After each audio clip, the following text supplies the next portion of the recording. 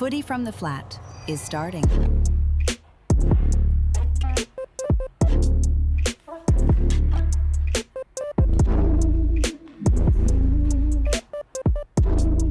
Footy from the Flat is starting.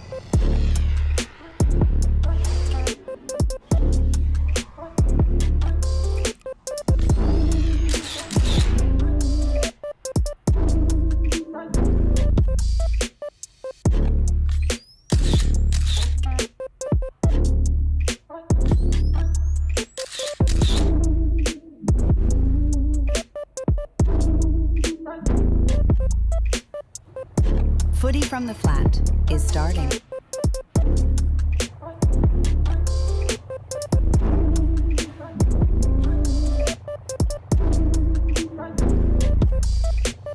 The footy is starting. Just hang on a second. I'm just going to play something quickly. Oh, okay. Is it Super Mario Kart?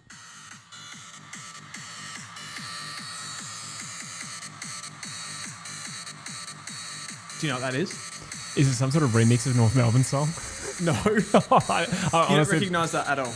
Nah. Are we getting a copyright strike?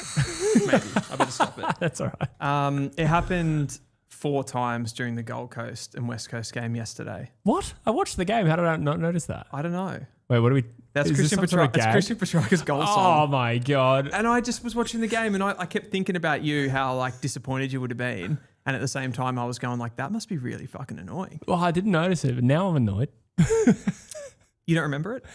No, I didn't pick up on that. I didn't pick up on that. No, I was probably too emotionally detached from my football club at that point in time to really notice. But How are you?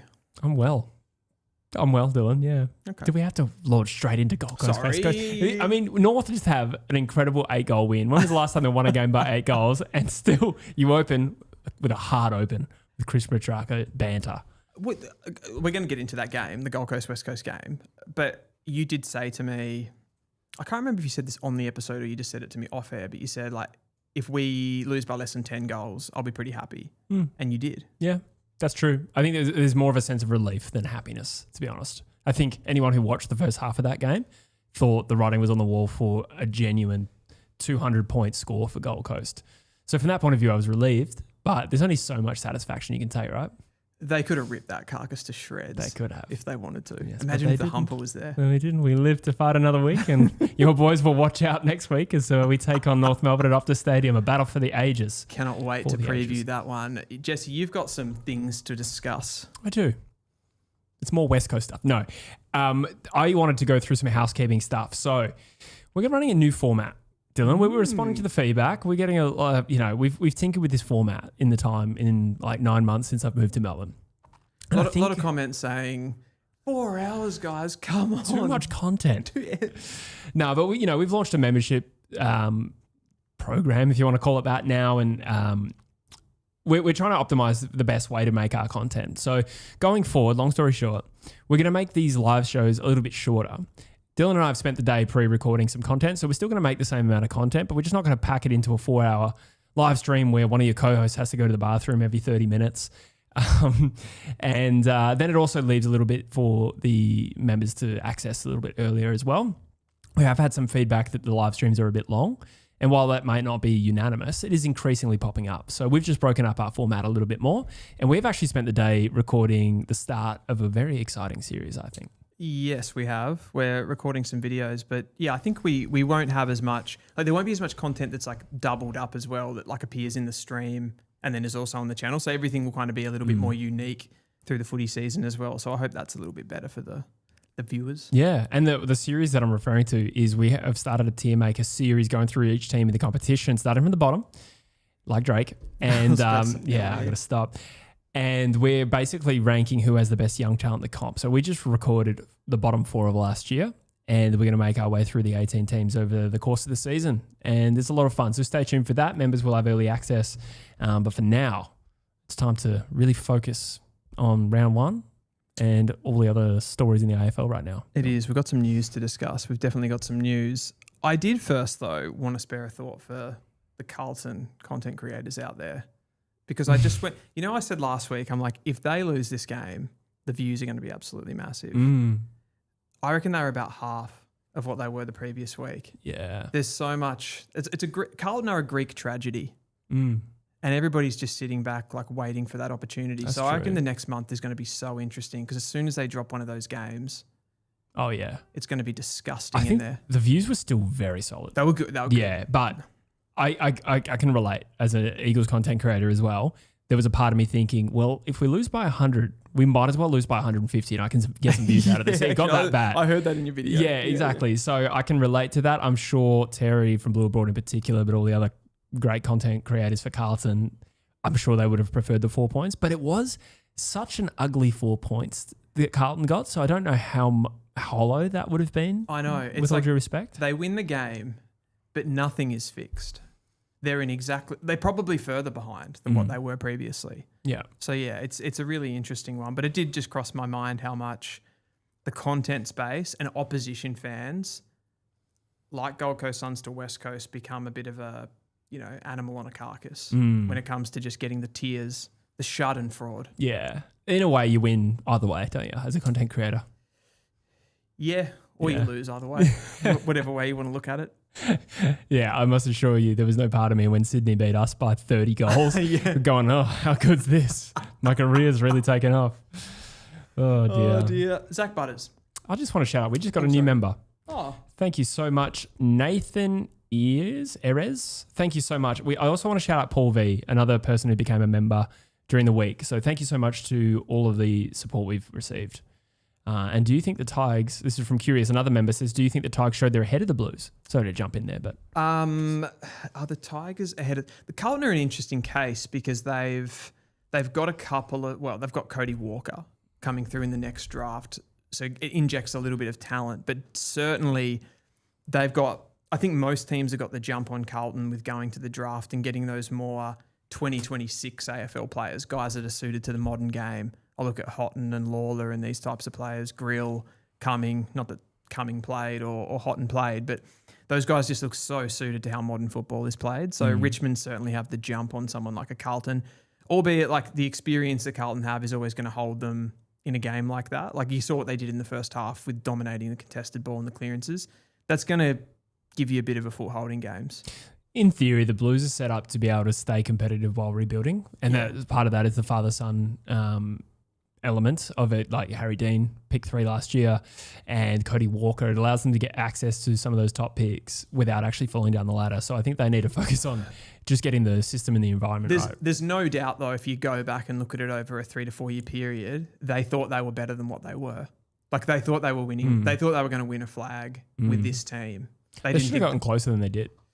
Yeah. I think so. I think, though, when everyone was screaming at them to change their game style, they didn't react quick enough. Yeah, fair. That's probably the tale of a lot of teams that have fallen down the ladder. But again, it is early days, and we'll talk about these games more in depth as we go through. But it is early days even for Carlton right now. Please keep underestimating the MFC guys. Oh. Did we?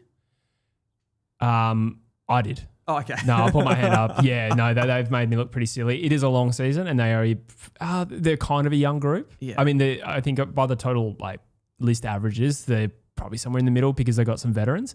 But it stands to reason as well that younger players will tire over the course of the season. So we'll see.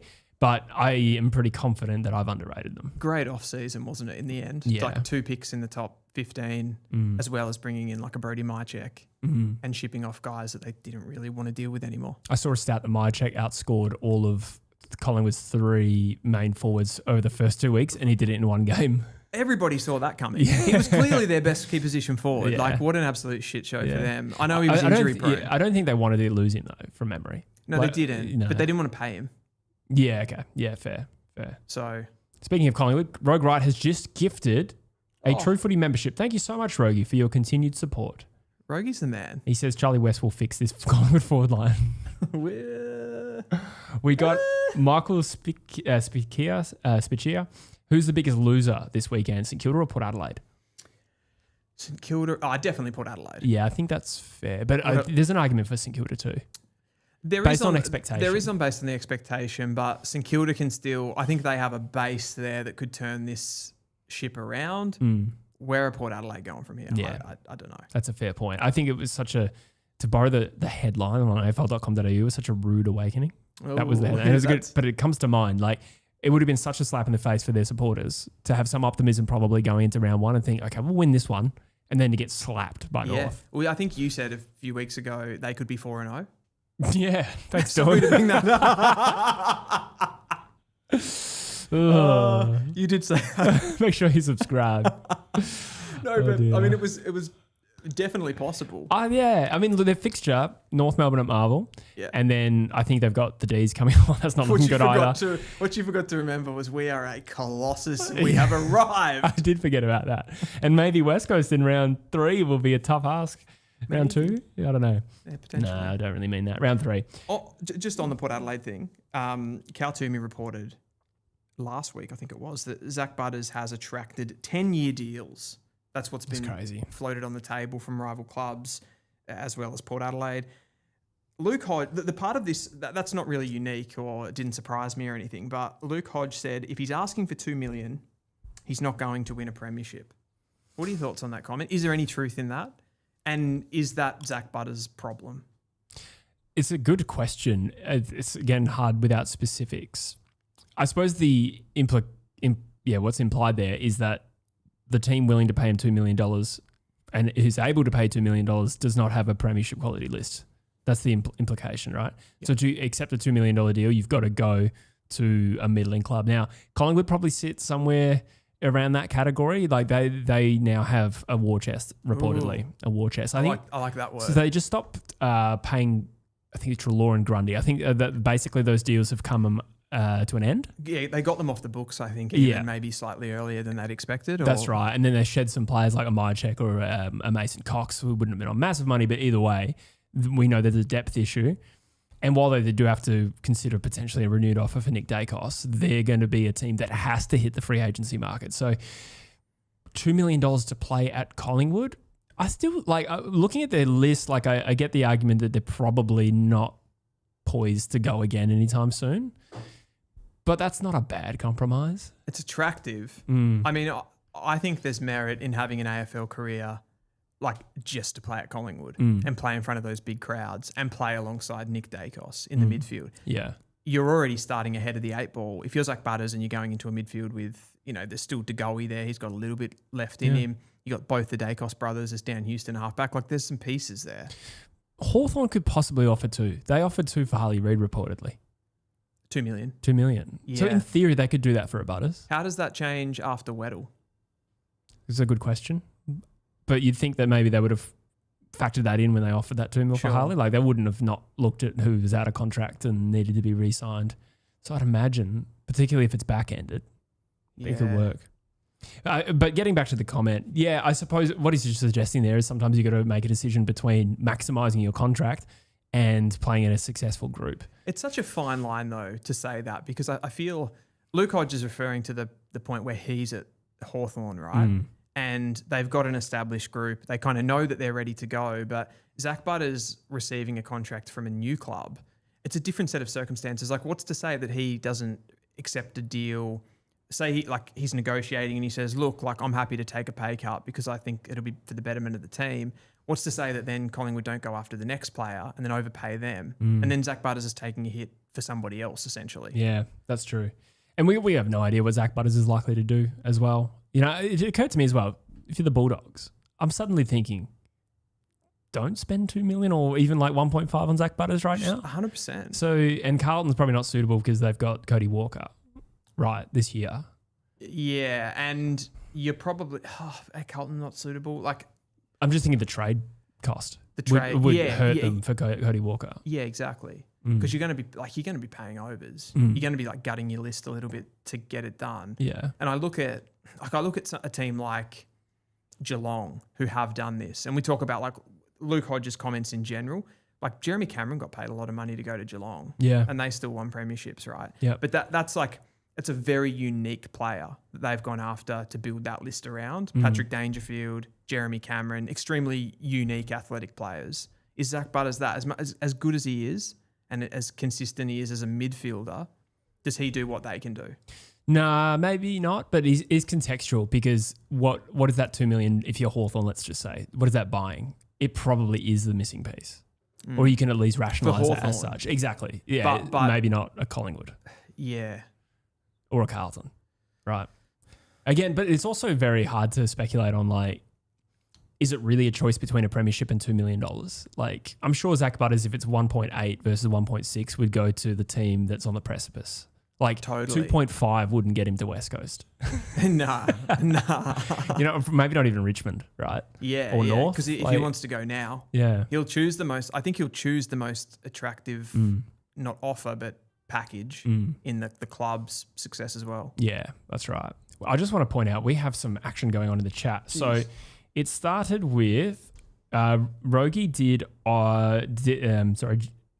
gifted that membership. We have a super chat I'll get back to, but Frosher Josha became a True Footy supporter. Frosher. Thank you so much. And we had 5 True Footy gift memberships from Connor Papa Cheese. Thank you so much. So that's Awesome Sauce, Bonk Choi, Baby Shack, Jason C, and the Michael Mills all just became memberships.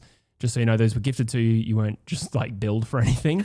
But thank you so much, Connor, as You well. get the for your invoice in the support. mail. Yeah, Rogie, I think last week or the week before, gifted 5 as well. Legend. I will get back to the super chat. From Bonk Choi. Love the content, boys. Hoping for a Harry Kyle debut to cover Errol. Draft Bolter. He's a halfback outside mid with rugby background that looks a bit like Finn Callahan. Thank you so much, Bonk Choi. What are your thoughts on that comparison? Yeah, that's fair enough. Left footer, silky, great movement, great athleticism, good speed. I mean, was it the Errol replacement? Yeah, to bring him into the side, yeah. Yeah, okay. So plays a bit like Finn Callahan. Yeah, so he's got good overhead ability as well. Like he's pushing 190 where Errol Gulden's that smaller type player.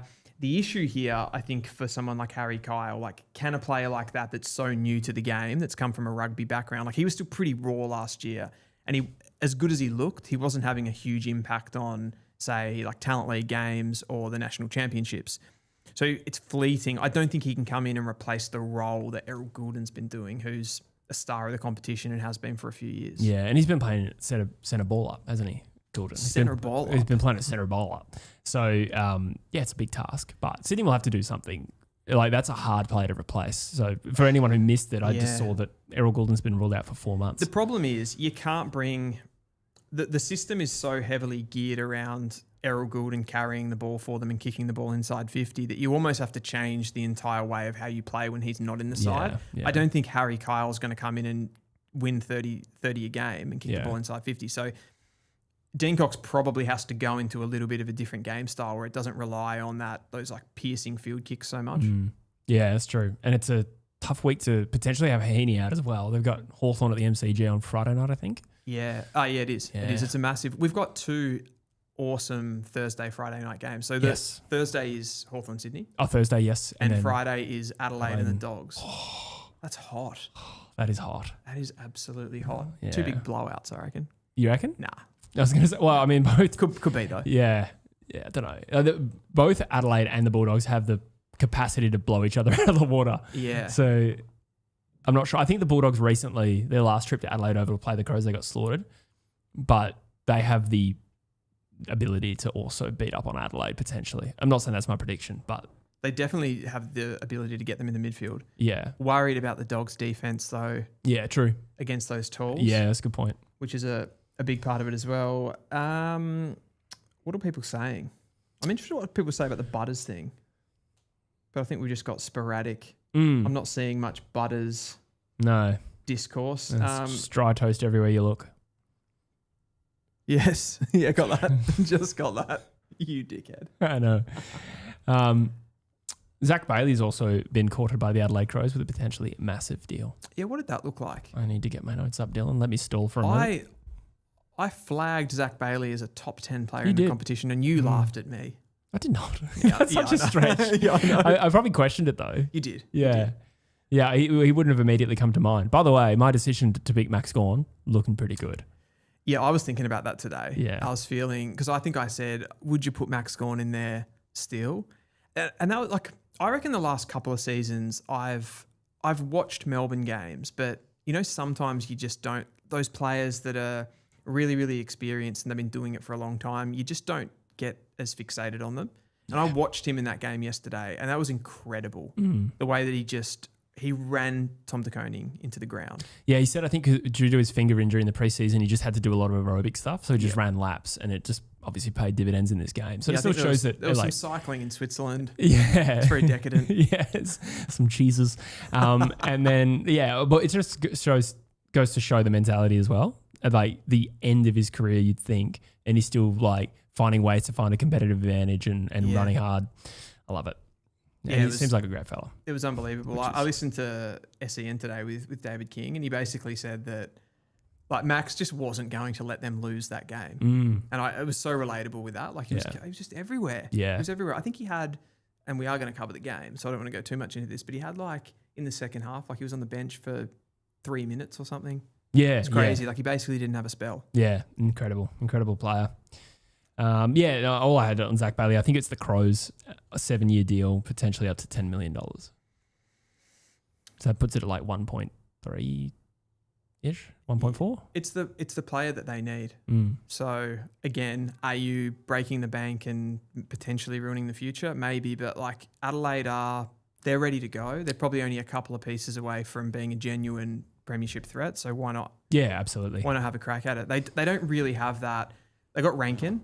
But it's like Rankin's one of those players for them at the moment, and Rochelli's a bit the same, where like you can't have them in enough places that you need them. Like if Rankin's in the midfield, they look a bit shy up forward, and Rochelli probably doesn't quite give you that yet.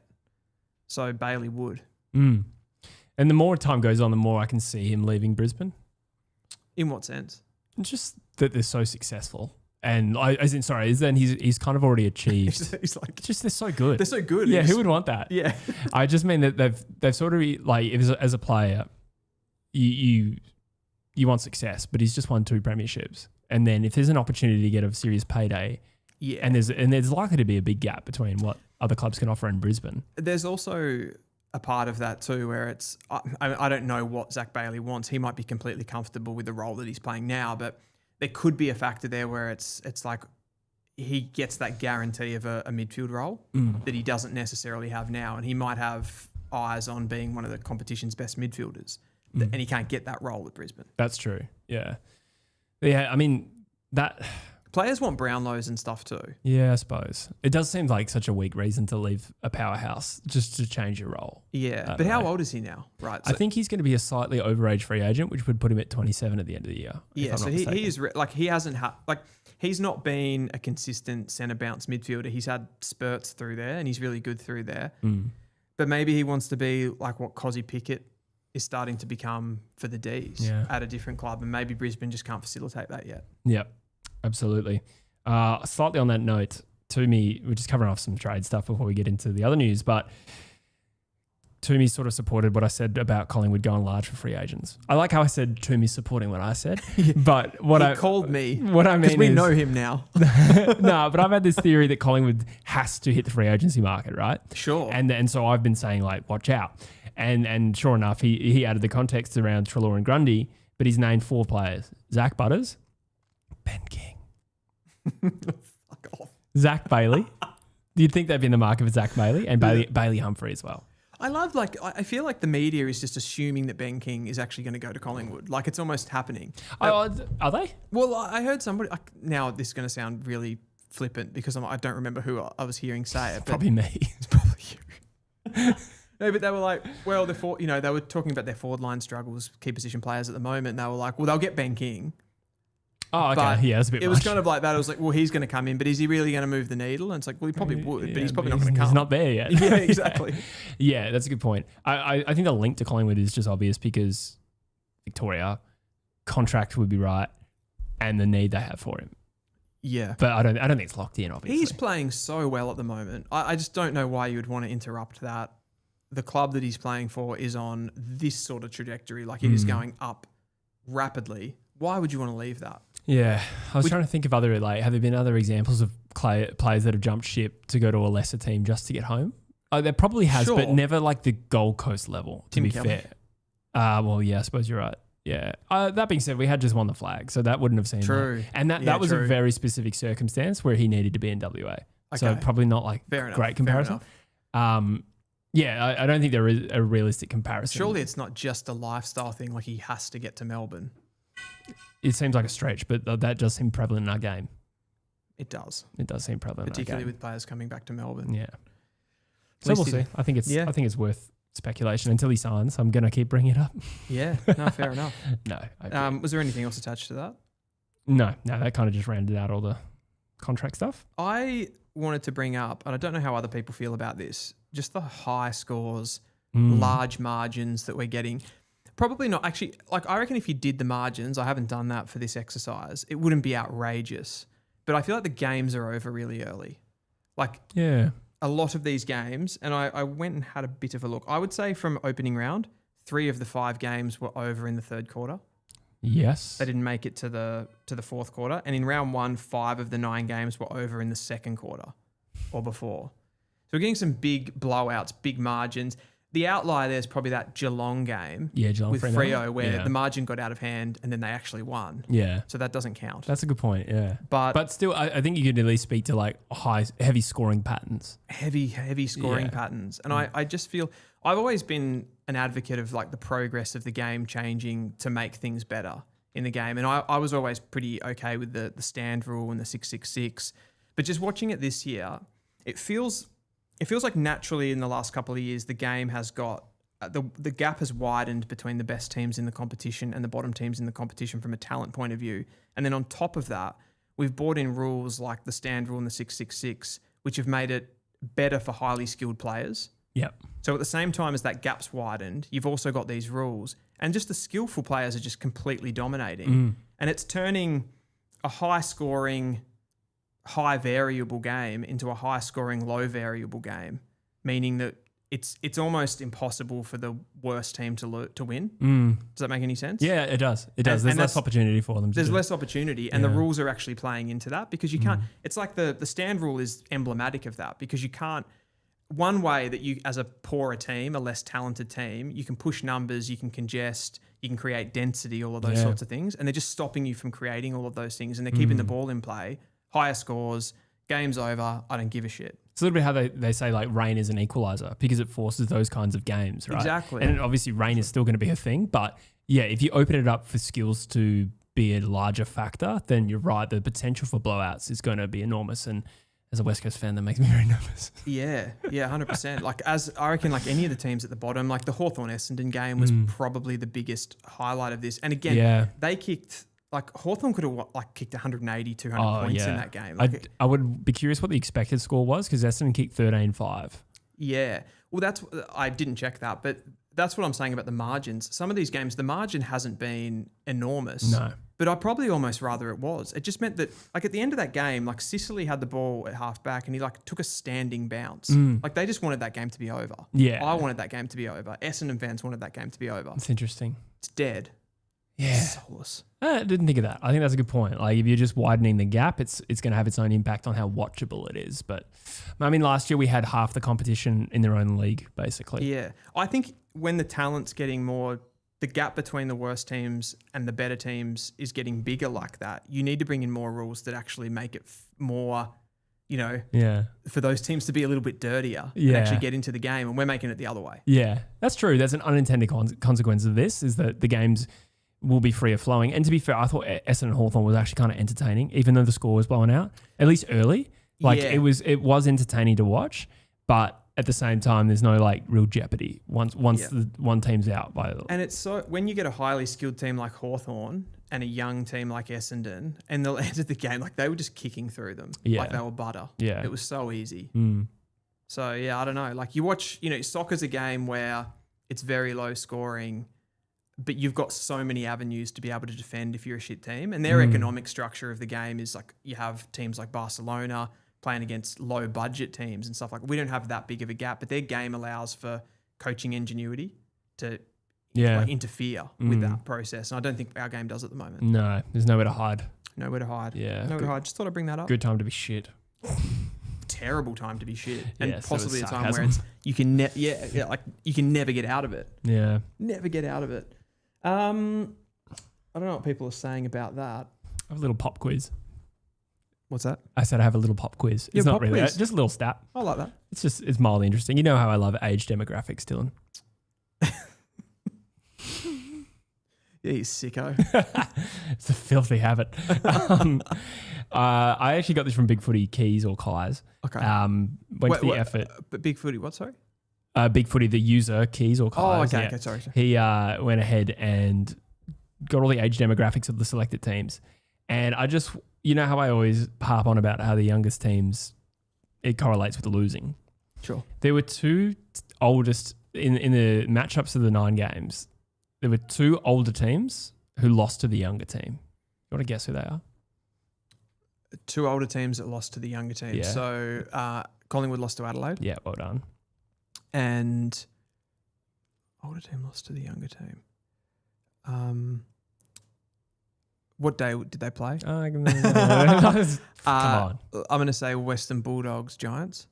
Yes. Yeah. Well done. So the Giants are older than the Bulldogs. I wondered if you'd say that Port Adelaide would have been older than North, but they've actually leapfrogged them now. Oh, really? Yeah. In terms of that particular round, Port Adelaide were the 4th youngest team in the competition. Interesting. And average games of 77.6. Fremantle 5th last. St Kilda was still younger than Melbourne. Yeah. Other than that, all the older teams won. All the older teams won. So that's how you do your footy tips. Well, if I had followed that, I would have gotten more than I did in my actual footy tips. I got 3 wrong. wow. Which ones did you get wrong? I tipped the Pies and... Did you know I went back? I thought Who I else tipped did I tip? Adelaide when I was watching that game, and then I went back and you convinced me to change it to Collingwood at the end. You talked me around. Don't listen to me. Don't listen to me. I tipped the Pies. I tipped St Kilda. Did I tip St Kilda? Yeah, I did. Yeah, I tipped St Kilda. yeah. Oh, and I tipped Port. I didn't. Yeah, nice. Good call. My Good call on ruse. that one. My Yeah. ruse. Scott Pendlebury suspended. Apparently he's going to challenge this for a good behaviour record. I think this is total bullshit. What do you think about this? I agree. It's ludicrous. Why can you get off a suspension for not having been suspended as many times? Yeah, the interesting thing to me is like, if he gets off this, does he then preserve his good boy That's record? exactly what I thought, because I had these things written down. I'm like, so in 2024 he was fined for striking Lachie Neale, no suspension. Yeah. In 2024 he was fined for tripping Harley Reid, no suspension. In 2022 fined for rough conduct against Sam Powell-Pepper. So are they all because he wasn't suspended? Yeah. Are they a part of the good behaviour? I have no idea, but it does seem arbitrary. I mean, look, I think broadly speaking, if we're talking about like a big incident happens, you can factor in some degree of good behaviour, right? Yeah. Maybe. Like to bring down like a 4-weeker to a 3, maybe. Yeah. Also for intent. Yeah, I didn't that's mean right. to hurt him because Yeah. I've never done this before. Yeah, that's right. The real Gaff Brayshaw situation. Yeah. Not that I would defend that one. That was not great. But yeah, I think maybe, but like he can't just like indefinitely get you off. These one-week suspensions. If anyone can do it, Scott Pendlebury can. So why? Yeah. Well, we already have the grand final allowance made as well. Trent Cotchin famously in 2017. Yeah, Barry Hall in 2005. That's a crazy part of our game, isn't it? Yeah. Even I remember Brent Harvey, I don't know which year this was now. Brent Harvey definitely struck Joel Selwood, like cut him open in the face and just got off. Yeah, Because right. it was a final. Yeah, and, right. And basically, like, they even had Joel Selwood on audio saying, like, Boomer got me. And then he went and, you know, when they used to get the players to come in, and Joel Selwood went in and said, like, yeah, no, nothing happened. There was nothing in it. Yeah, true. Yeah, But he should have got suspended. the players' code or whatever. Players code. Yeah. They don't really do that anymore because they protect each other. Yeah, that's right. Matt C says it's like getting a speeding ticket reversed because you've got a good driving record. Yeah, exactly. That's actually a really good one. Yeah. I should have used that. Baby Shaq says Melbourne not younger than the Saints. No, by total like average of age and experience, Melbourne were older and more Is experienced. that players on the field or Players on the field. club? Players on the field? Yeah, okay. Yeah.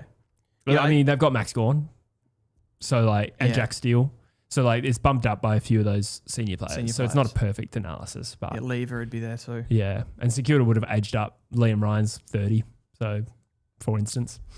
Gotcha. Wait, that goes against my point, but but I guess they still have a lot of younger players. Yeah. Gotcha. Should we kick into the games? Yes, before I do, I want to shout out a brand we are in partnership with. Bets.com.au provides game previews and predictions that are statistically and analytically driven, completely free, and also lets you know which Aussie bookmakers are providing the best odds on the selected markets. Now you go. Reviews. Where do you want to start with this, Jesse? We can go all the way back to Thursday night, or we can Okay. start with a more recent game, such as Sunday evening or Saturday night? I think we go back. I back. think there's no reason You'd to rather start go with back Gold in Coast, time? West Coast. Yeah, I think it Before makes sense. Sunday. Yeah. You want to get back in time? Okay. We do have a couple of new memberships. Sorry. Shout them out. Sorry, guys. Get it out there. Kate Smallman, or Smallman, more likely. Thank you so much for becoming a True Footy supporter. Ted Cuthbertson has also joined as a member. Thank you so much. I really, really appreciate you. And let's check if... hang on. I just want to do something else. No, I can't. I tried to do something cool and it didn't work. Over to you, Dylan. So I'm going to take you back to Thursday night, round 1, the classic between Richmond and Carlton. Carlton won that game 75-71, but my biggest takeaway from this was... your graphics. Your graphics. Well done. Thanks. Well done. You guys are great. Thanks. There it is. 10-15-75 the Blues to 9-17. 71, round 1 MCG. This was a stink fest of a game. The skills were atrocious, but there was some theatre. There was some theatre, and I loved it because of how close it was overall. Carlton can't keep doing this. No. This is another game where they've spunked a huge halftime lead. Incredible choice of words. 63-36. Yeah. They were in front at halftime. They only kicked 1 goal after halftime. Last year at halftime in the 2025 game, they were up 50-25, 25 points in front at halftime. So this is Groundhog Day, 2 years in a row. There's been a lot of change at Carlton, but they haven't been able to arrest these, I guess, running out games and just the overall athleticism required to play AFL level. And this is just pretty much every week. It happened against Sydney last week. Yeah. It happened in round 1 against the Tigers. There was a graphic, and I haven't actually got the graphic to show on screen here, but it showed how Carlton was setting up at contests in this game against Richmond. And essentially, like, the numbers that they had around the football to get to the feet of the contest. And Richmond were just positioned basically in a circular, like a horseshoe around the contest, all their guys to the outside. And they were just waiting for the ball to pop out. Interesting. Good coaching. It is good coaching. Yeah. Was that throughout the game, or was that a shift? There was a shift towards the second half, but they were setting up like that a lot. They were basically conceding the first early contested possession, waiting for Carlton to try to kick it forward, intercept it at half back, and then they'd basically have guys that were already in front of the ball and they could get it to the outside. And Richmond had more pace, better runners on the outside as it was. So Carlton just don't seem to be able to fix this. And I don't think they have the personnel to be able to pull any triggers to fix it quickly. I was thinking, like, is that being outcoached? But if you're Voss, you don't play a style that you're not, it's not conducive to you, right? So that's a tough one. I think it comes back to that's what I'm saying. Like, it comes back to the last few years where they've been banging their head against the wall for this game style, which is contest first, clearance first. It's a little bit like the Simon Goodwin situation, right? Where he just kept saying, no, it'll turn. And it never turned. Yeah. That's what it feels like at Carlton. Yeah, it's so hard to reimagine a game style for the list you've already got. That takes time. And I support a club that tried to do that as well. You're going to have to be patient with that. But for the time being, I would say with this Richmond game, I don't know if that necessarily was what was their undoing. I'm convinced it was psychological, because in the third term, Richmond were battering them at contested ball. So how did that change other than mentality? Well, I think they fatigue really quickly because of the game, because their game style is built so much on contest to contest, pressure. Yeah, okay. So they really try to, like, they're running heavily and they haven't got the athletes in the team to be able to even do that compared to the opposition. And it just starts to be, it's like, what are you, like, showing a thing like this, and you've got Carlton ahead, and then slowly Richmond catch up, and then they're out. Yeah, that's true. It's probably at least a little bit of both. I think there was certainly a mental element to this game where, because the contest was still live in the third term, everyone at the stadium, I'm guessing, but even watching at home, I was like, it's until they put the nail in the coffin, this is going one way. You could absolutely tell it was going to happen. Yeah. And they were so lucky to win that game in the end. It's that Zach Williams fairly fortuitous goal. Like, he takes it on Gibkiss out of nowhere, really, and finishes. But they, like... Yeah, I don't know. There's no precision in their game. I kind of just don't know where. If you're a Carlton fan, I don't know where you target your anger. Like, do you target it at the list management? Do you target it at the recruiting? Do you target it at the players like Charlie Curnow that left? Do you target it at Michael Voss? Where do you go with your pitchfork? Oh, that's a tough one. They won the game. You need to be, I know. And you need to be patient. We need to be patient collectively, and sometimes teams do improve over the course of the season. Richmond's also a bogey side for them. And because they're not a bad contested ball side, Richmond, relatively speaking, that does not play, like they match up well against Carlton from that point of view. If they can sort of not get battered like, say, a West Coast would because they have no contested game, but a Richmond side does, they're able to hold, like, go head-to-head and sort of nullify them to some extent or mitigate the damage of that advantage Carlton has against some teams, then they're going to stay in the hunt. And we've seen North Melbourne do it last year. North is also very good around stoppage and contested. They match up horribly. Yeah. So there is an element of that psychological element. So I think we need more time to assess how it's going to go. But it would be a bleak outlook right now for Carlton fans. Yeah. You know, like it would have felt like a loss. And Richmond should have won. They had plus 16 inside 50s. And there was 15-7 marks inside 50. That's the crazy part of this game. To lose clearance, to lose contested possession, but move the ball that much better that you created plus 16 inside 50s. That's true. So Carlton were going nowhere at any point during this game with that contested game. It wasn't helping them at all, other than probably the first quarter, let's say, when they were on top of them. Yeah. Benjamin says, weren't we 17th for contested last year? I'm not sure which club you're referring to. Probably Richmond. I would think Port was second last. Not that that matters. But what I mean is maybe not like necessarily registering contested possessions, but player for player. But play for like Taranto and Hopper and Prestia, for instance. Like those players can handle Carlton a bit better. Yeah. You know, those bigger midfielders. That's more what I mean. Whereas, again, bringing it back to West Coast, but when you watch Carlton v West Coast, the ball just waltzes out of the centre. Yeah. And it's always against them where we're particularly bad. So I just mean that those other clubs, by comparison, are a bit better at that. So yeah, I mean, you're walking away from this game with you're much more optimistic about what Richmond did during the game. Like even the players that played well, like you had Sam Grill, Sam Lawler was incredible in this game. Like, I mean, Taranto was anonymous in the first half, and then he came into it in the second half. Nan Kurbis a little bit the same. He kind of worked into it. So we also didn't mention Jagger, who won the Rising Star, 16 possessions in the first quarter. 16 possessions in the first I quarter. wonder what the record is for most possessions in a quarter. It's probably been circulated. Like it's probably been said. But at that point, what's he on for the game? He's on for like a 64 possession game. Oh, sorry. I mean, like for a first gamer. That was his first quarter in his career, and he had 16. That's got to be a record. No, it wasn't his first quarter in his career. Oh, that's true. He played opening round. I avoided. He had like 28 last week though as well. Yeah, I got confused because he also had like 37 in a preseason game. Yeah, he did. Yeah, no, you're right. But still. That would be for a second gamer. That's a record, I reckon. No wonder that stat wasn't circulated because it was nonsense. Because it wasn't true. That is a discussion point out of this game, though, around the young players of both these teams. I think we've probably seen it. Like my tip for Carlton making the top 8 is looking horrendous. I would love to walk that back right about now. I'm glad we've mentioned a bad call you've made. I reckon I've had 3 brought to light at the start of the show. I haven't been kind to you. No. They look absolutely atrocious, but they did have Jagger Smith in this game, like you said, and they also had Harry Dean, who I thought did pretty well. Like it wasn't an amazing debut, but he's a key position defender, super competitive, and I like the way that he got stuck into Tom Lynch at times. God. There are so many people, though, already on the internet trying to make the comparison of Jagger Smith is better than Sam Lawler, and I just won't have it. I just will not have this. Nah. Sam Lawler, what was his stats?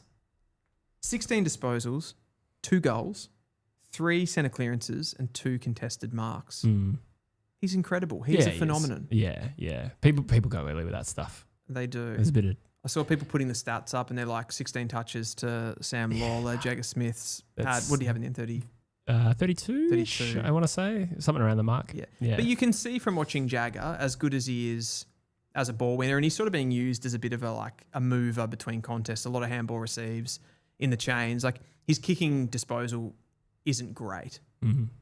Yeah, that's true. Yeah, and probably the development scope isn't there, whereas it absolutely is with Sam. It absolutely is with Sam. Sorry, Rogie said 20 is the record for a quarter. Is that right? I thought Darren Milburn once had 21 and a quarter. Is that for any player? I reckon, yeah. Not just second gamers? Yeah, that's right. Yeah. That's interesting. That is absolutely interesting. And Grill, I had to mention Grill, 19 disposals at 90%. Yeah. And what stands out to me there is like he was kicking balls like between the lines. Like he was being very progressive with the ball, running, driving, sidestepping. So he was doing a lot. Yeah. And looked the most exciting halfback for the Tigers when they were on that run. It's a good call by you. You talked him up pre-draft. You were you were on the grill train well before most, I think, to be honest. His movement is incredible. Moves like Jagger, some would say. ECAS has also become a True Footy supporter, a new member of the channel. Thank you so much for all your support, everyone. Really appreciate you. Thank you so much. Do we need to talk about Tom Lynch? Yeah, couldn't have happened to a better bloke, I reckon. Not a fan. Is anyone?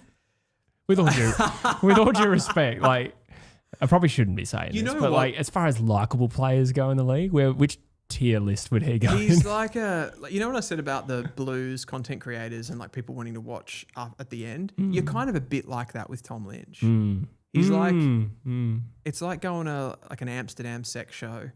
And it's exactly like that, Dylan. You're a bit freaked out, a bit disturbed, but you can't stop watching. Yeah, I often think that when I'm watching football. 2 goals, 7.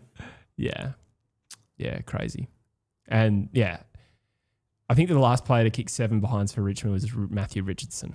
That's right. So it's going back a while. That was like a swamp on Twitter that put that statistic up. I don't know where I saw it, to be honest. It's disappointing though for a player like that who's a mature player when they are such a young side that he wasn't able to. I mean, he's just a guy at the end of the day, so you can't put all of that on him. But to generate that amount of scoring shots, and he was clunking the ball. He was dangerous down there.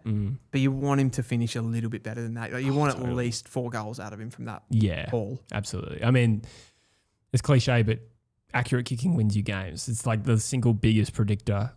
Goal kicking accuracy is like the biggest single predictor of winning a game, right? Yeah. And it just wasn't good enough. And to be fair, like there was a few boys that left goals on the table. I reckon young Harry Armstrong. Yeah, Jonty Fall. Missed quite a lot as well. Yeah. So I don't think it was a great game for that. I think even Carlton 10-15 or something like that. Yeah. It's a little bit different though, I think, when it is your big forwards like that. Like when it's particularly Tom Lynch because of the experience. Yeah, it's like I think Carlton got more shot generation from their like mids and wings and stuff, like smaller players, let's say. And they had that big key forward who you want to put the ball in the back of the net. And the turnover at the free kick, as I think you mentioned as well, like on Harry Dean, pushing him into the post. Yeah, that was incredible. But he sort of is must in those kind of games when it was low skills, but it was a good game. The game was close. He was must watch. Yeah. How many based on this performance? How many wins for Richmond? Well, they won 5 last year, and they've just dropped one of the fixtures they got last year. I know that they play West Coast twice, which helps. Just the mere thought of us playing, just made you grimace. Just getting dragged. Yeah. Oh, West Coast. Oh, you know what? West Coast play North Melbourne this weekend, and just keep it coming. And I'm not going to say anything. There's no way we're losing to you. Okay, good. No, that's exactly what I want. I'm going to create a montage ahead of round 2, and just in case. Did you watch us play? We'll get to this. Okay. But I just want to put that on record. Just keep laughing it up. We do have a super chat from How many wins though? Oh, yeah. I reckon probably around the 5 mark again. Yeah. Considering they dropped one of the ones they won last year, and they're not beating Gold Coast. Gold Coast play, is it this weekend or next weekend? They play them at the G. I think it's this weekend. Yeah, it's this weekend. Because this weekend it's Lynch versus Mac Andrew. Oh, that's must watch. That is must watch. Yeah. In the worst possible way. Yeah, like what could happen? Yeah, I mean, Gold Coast will win the game by 70 plus. Yeah, and Lynch will probably kill him. Yeah, true. Yeah, I think at the G they'll be fine, but the Gold Coast, that is, it's Marvel they hate. But then again, there's like 2 fixtures that they won last year that they might be 0-2 in. Yeah. I mean, there's always those outliers where they win a plucky game, but who can they realistically go, we'll beat them? The Eagles. That's it. Oh, Essendon maybe? Essendon looked poor, didn't they? Yeah, I mean, at this early stage, you wouldn't say Essendon not gettable. No, totally. And North on a bad day, they're an unknown quantity. Like, obviously, if you want to extrapolate round 1 24 times, North's going to win the flag. But at this early stage, Richmond could beat North. I can't believe how, as a fan, how optimistic you can get from You flipped so hard. Oh no, you flipped so hard. You said bottom 4, or maybe one above. I can't remember. But do you remember when at the Melbourne game? Do you remember me talking about their first quarter? The Roos? I actually don't. Interesting. You mentioned Essendon there. They played Hawthorn on Friday night at the MCG. They did. This was the Zach Merritt versus Hawthorn game. Did this prove to Zach Merritt that he's on a sinking ship? I think Zach was well aware of the situation in front of him, and that's why he tried so hard to get to Hawthorn. So I don't know if he learnt anything new, to be honest. I suppose I'm referring there to the possible contract re-sign. Oh, that's true. Yeah. When he got back to the club, he's like, I could do this. Yeah. I could take more money. You're right.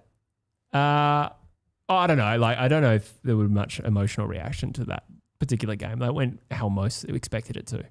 I think from the outside, I know football clubs are always like weird places in their belief around like coming into the season, like how do you think you're going to go? Yeah. Obviously, like you said, like if Zach Merritt thought Essendon were going to challenge this year, he wouldn't have left. He wouldn't have wanted to leave. Yeah. And tried to seek that out. But yeah. I don't know. I feel like I think Essendon fans, and maybe that's a little bit of that Carlton thing where they just can get a little bit delusional. They were up for a bit more of a fight than this. Yeah, and to be fair, Essendon at the start of seasons has been much stronger than the way they end the season. Yeah. Over a period of time now. So there maybe was a realistic hope that they could at least compete. I sort of think too, off the back of like what Hawthorn had gone through during the week with like the Connor McDonald thing and the Dylan Moore thing, and also getting pumped by the Giants in round 0. True. There was a realistic opportunity. Like maybe they just would have felt that Hawthorn were gettable, and they haven't missed an opportunity, have they? Because they were nowhere near it. No. It was a tune-up. Very open footy. Yeah. Very strange game. Well, a strange against the last 10 years of watching AFL. In the sense that it was open and a lot of play from halfback and movement of the width of the ground. The game completely began like if you wanted a micro dose of that game, watch the first centre clearance. Essendon win it out of the middle. I think it's Cordwell kicks it. Blake Hardwick intercept marks D50 and Hawthorn go dook, dook, dook, dook, and Gunston marks the ball and they kick a goal. Yeah, I know. That's the game. Yeah. What'd they score in the end? They got 21-19, 145. 93 points from turnover. Oh. Okay. 70 from the back half and 157 marks. Yeah, Essendon did not defend on transition particularly well in this game. No, they did not. No. They absolutely did not. And in 2025, so Oppo uncontested marks, Essendon are already the worst team in the competition this year from one game, but they were the worst last year as well. Yeah, okay. So again, they haven't sort of bought in anything to be able to arrest that, to keep them in games. No, they're pretty much in full development mode. You saw the stat that Essendon have debuted 20 players since Hawthorn last debuted a single player. Yeah, I did see that actually. And Ethan Phillips, that was a long time ago now. 20 players since then. Ethan Phillips was the last Hawthorn debutant. What? Yeah. That must have been more recent than Nick Watson. It would have been 2024 debut. Yeah, right. Yeah, crazy. I mentioned it to you earlier when we were doing one of the videos that we made, but I don't think that Essendon, their forward line is functioning particularly well with the tools. Like they've kind of got in a way, like a 4-tool setup with Peter Wright, Langford. They've got Archer May down there, and then Blackiston's in the ruck. And if you want to call Caddy a tall, he's kind of a pseudo tall. Yeah, in a way. I would consider him that. Yeah.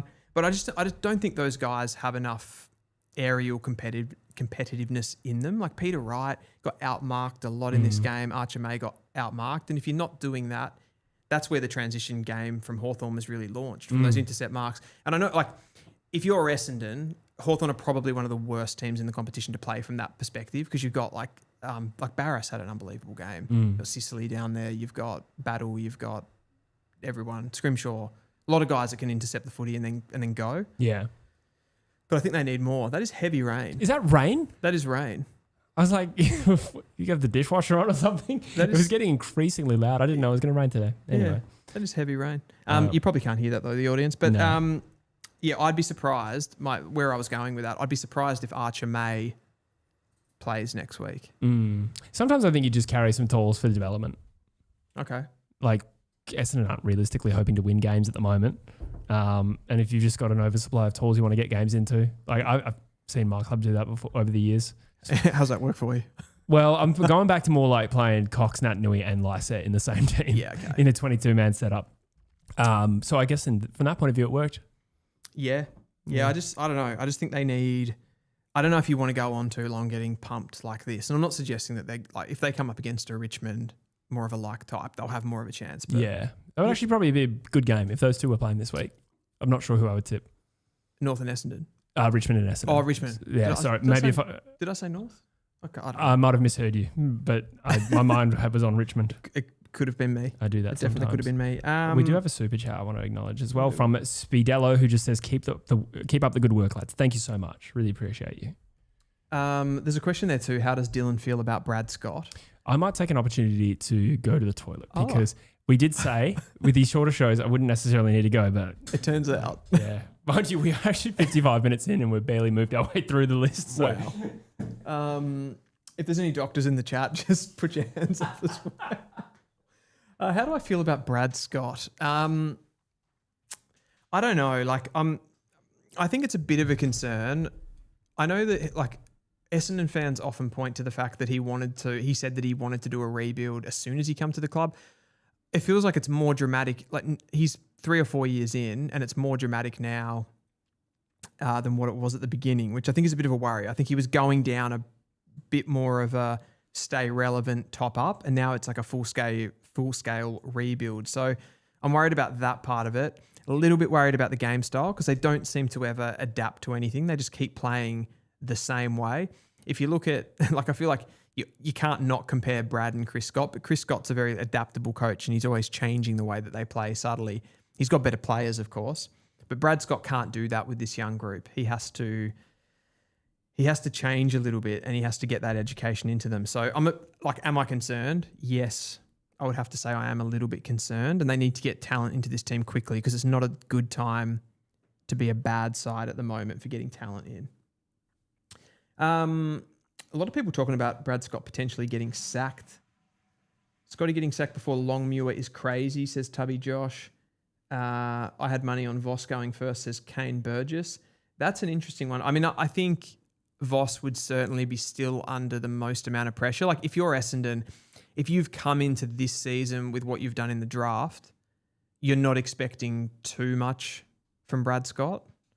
Whereas Carlton didn't go to the draft heavily. Like they got Harry Dean, but most of their players that they brought in were still ready-made players, Ollie Florent, Ainsworth, Hayward. So they could make an argument that their list has actually gotten better, whereas I don't think Essendon could make that argument. So that takes some pressure off Brad Scott. But I wouldn't, if I was an Essendon fan, I wouldn't be wrapped about what Brad Scott's done since he's been there. You can't say that he's really steering the ship in the right direction.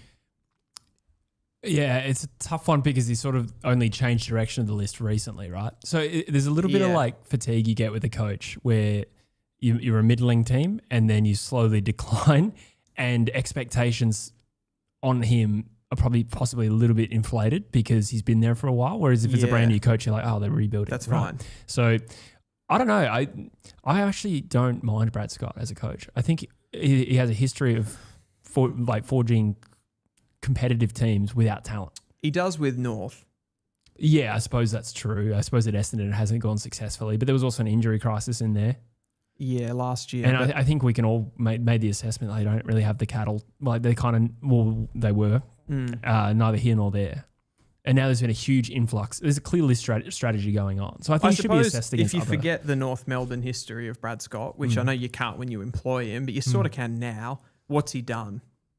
Not a lot. But the list has also been massively turned over. Yeah. So the only criticism I would have is what was the trigger for Essendon that made them realise that we had to go back to the draft and really cut the list heavily?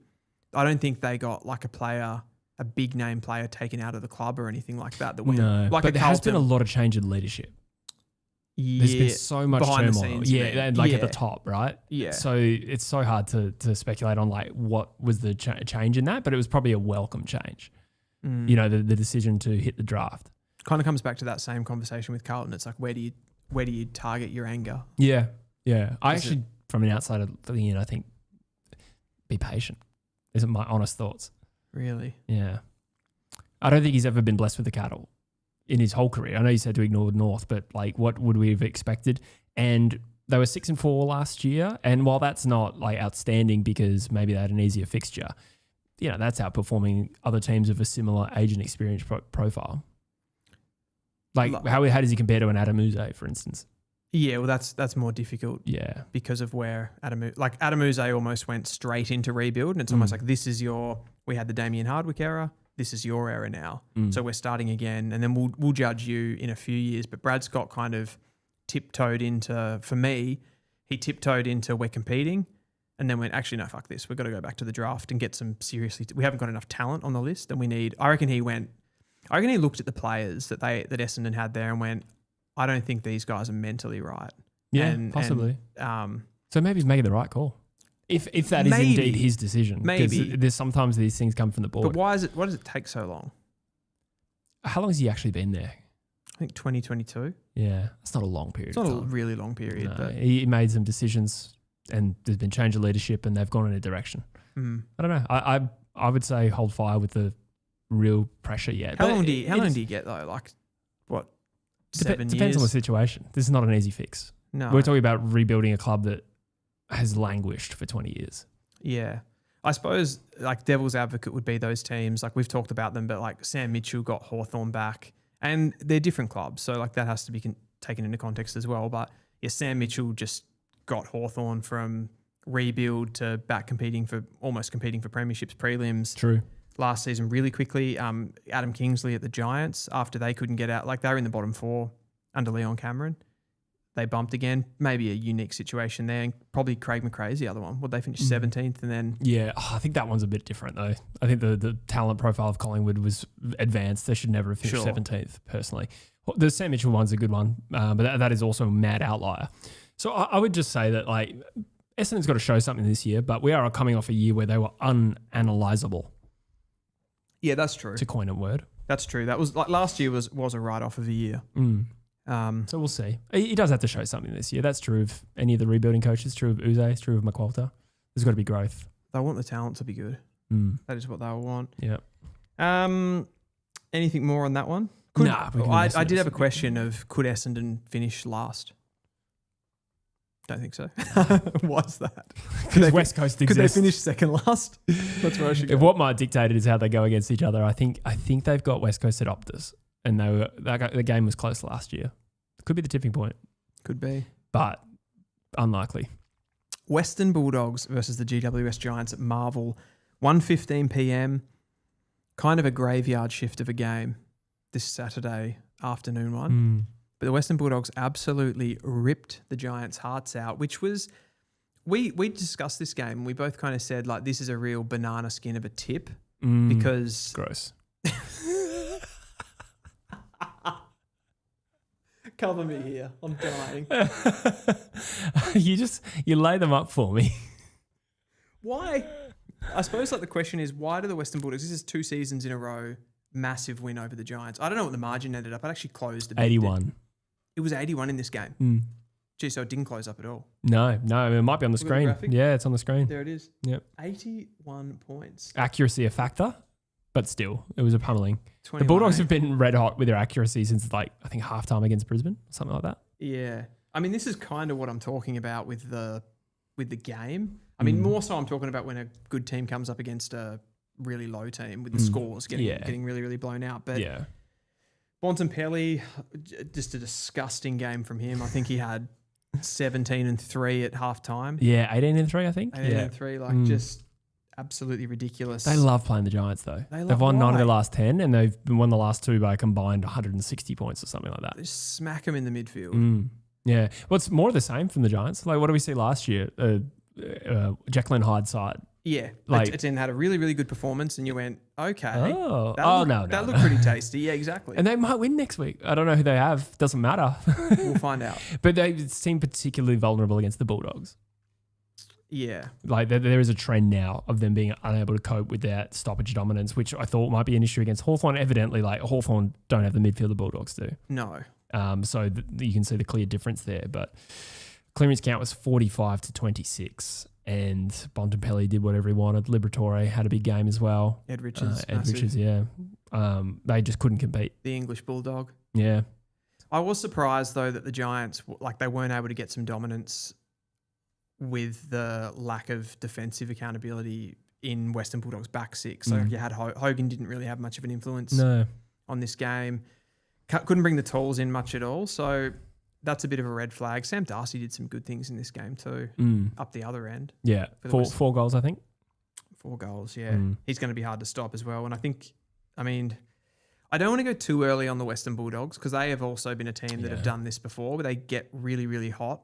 And then there's that period in the season where they get tested and they can go on just as bad a run as their good run, if that makes any sense. Yeah. That being said, last year they didn't lose a game by more than 22 points, I think.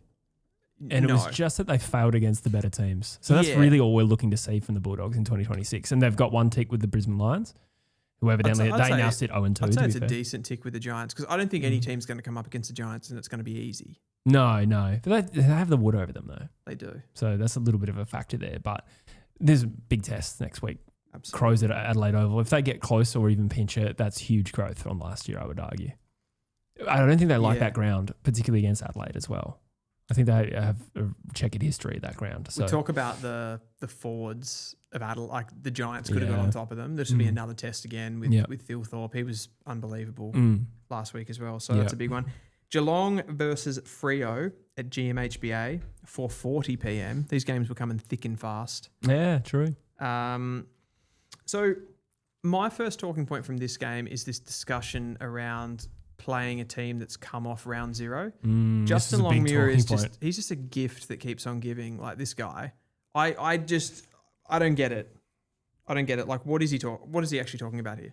So to be clear, you're talking about the disadvantage that teams have when they play a team that played in opening round. Well, does the data suggest that that usually results in the opening round team winning? Yes, but there's not many games. But if you and you also if you bring it up with the betting data of the odds, right, and the expectancy of the team winning, they were already more expected to win anyway. Gotcha. So it's kind of like one of those, almost like a confirmation bias. Yeah. I was going to argue there's so many variables, and at max we're talking about like 30 games ever. So the data sample size is small. It's less than that. Yeah, maybe.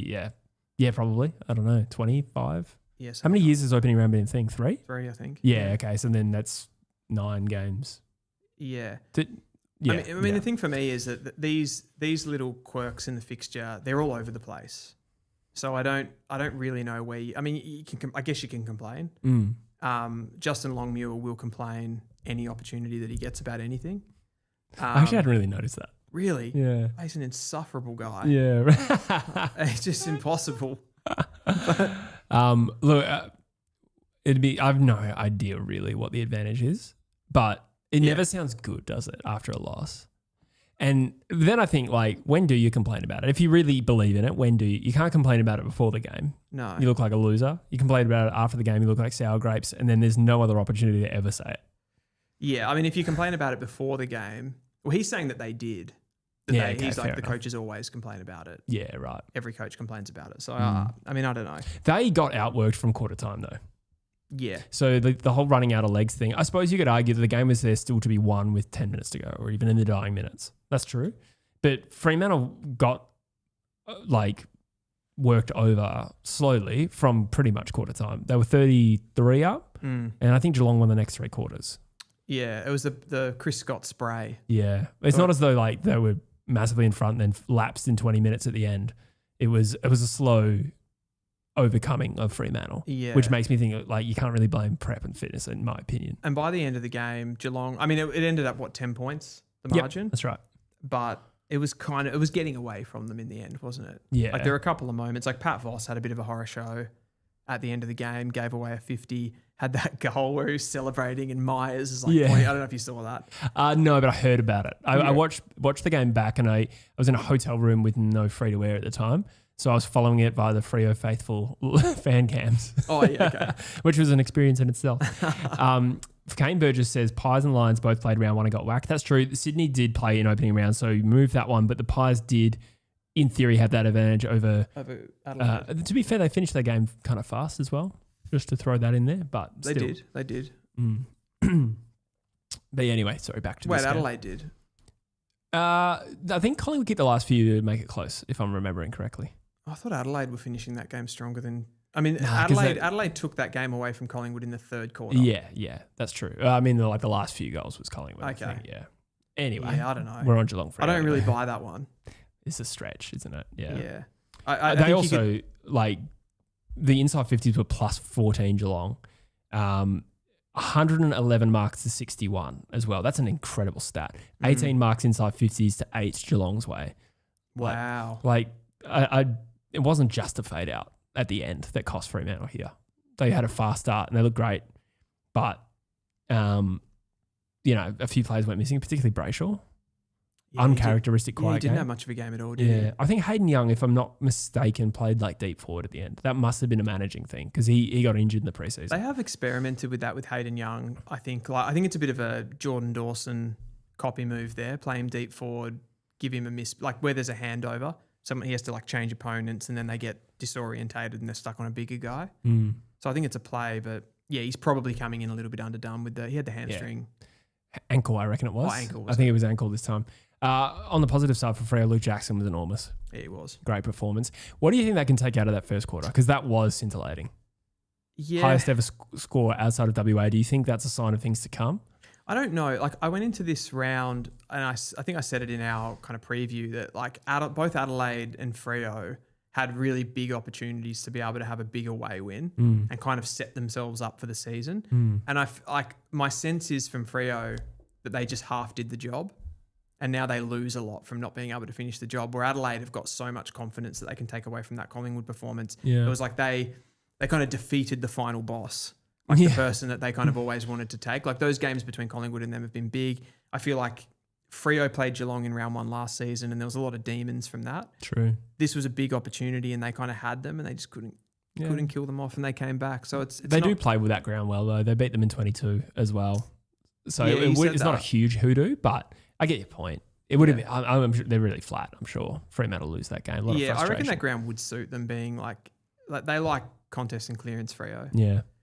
But it's a little bit. We talked about it with the Giants. Like not that Freo were like in the back end of the year they were pretty consistent as a team overall, but in game they do have these swings a little bit.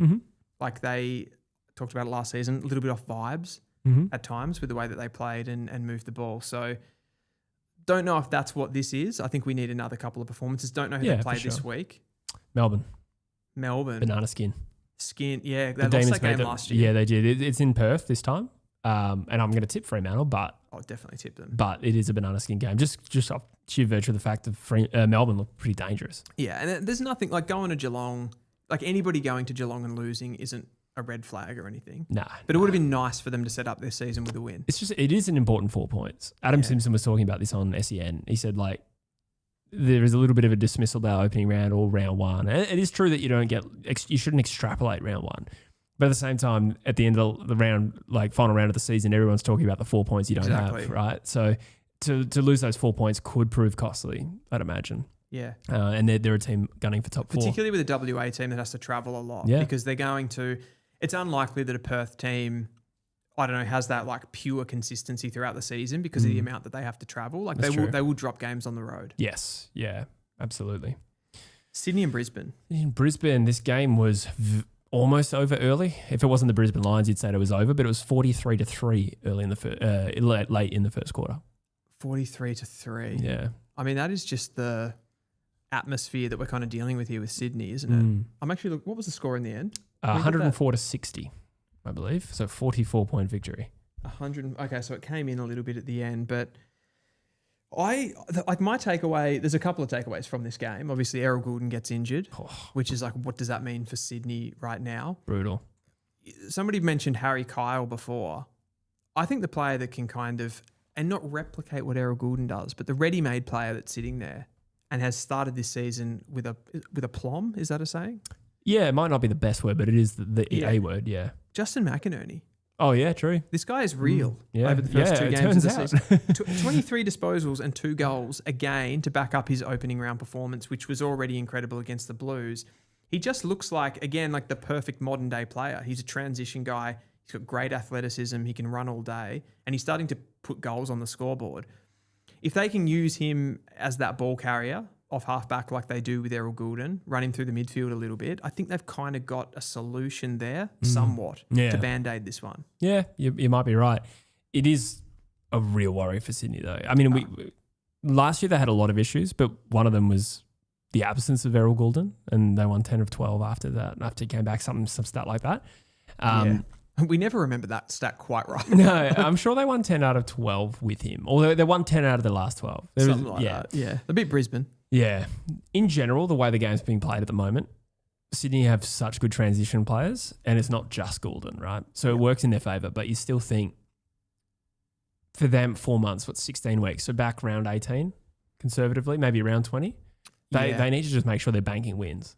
Yeah. It's not so much about the way they play. It's about staying in the hunt for top four. I think off the platform that they've created winning these 2 games, they can bank those wins. They already look a better, more professional side this season than what they did last year. So I think that's true. That will come. But it will be, I don't know, like, because they'll pick up other injuries throughout the season as well. I think they'll still be set up for a good final series, but I don't know. Then it'll be how quickly does Gulden come back? Are they all gelling? Just a bit of a concern that they didn't need 2 seasons in a row under a new coach. Yeah, no, absolutely. But outside of the injuries, they're looking as ominous as maybe just the Gold Coast Suns. Like if you had to do a power rankings of the most impressive teams, and then the Bulldogs too. Yeah. Those 3. The issue that Sydney have compared to those teams is I start to think with Sydney, as soon as some of their players start to pick up injuries, the depth isn't quite there like it is with the Gold Coast Suns. Like I reckon they're just the next man in. Like Bailey Humphrey's out. Who cares really? Oh, I totally agree on the Gold Coast Suns. Yeah. It's possibly a little true for the Bulldogs as well. It is. Not so much from a midfield perspective, though. No, the midfield bat's really deep. But like the playmakers that Sydney have. Yeah. Gulden and Heaney. I'm not sure what the injury status is on Heaney. He had a hamstring awareness. I'm not sure what that ended up. I reckon like it's weird. Like I would rank Heaney as a better player than Gulden, but I would call Gulden a more important player for Sydney. Yeah. Does that make sense?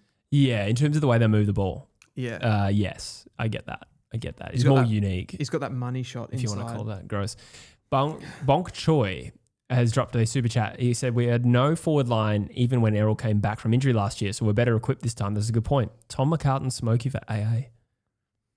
Tom McCartan, Smokey for we had no forward line even when Errol. Yeah. That's true, like in particular Papley and Roses Jr. Exactly. And that's a big difference in this team with Kerno. I forgot the most important one, yeah. Exactly. So that's true. And Tom McCartan has now, like he's able to play that position behind the ball. So yeah, absolutely. I mean, I haven't really looked at like who he's been shutting down to start the season so far, but no, yeah, I actually quite like that. It's a good shout. Is there any negative here at all for Brisbane? I know they've won 2 premierships in a row and they kind of always sort their shit out, but they're 0-2.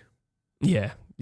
I mean, we will give them some leeway because it feels foolish to ramp up the pressure on them. Yeah. But of course, this can't continue for too much longer, right? It can. What are the odds they do it again from 2-5? Yeah. They couldn't do it again, could they, Jeremy? Peep show reference. Yes.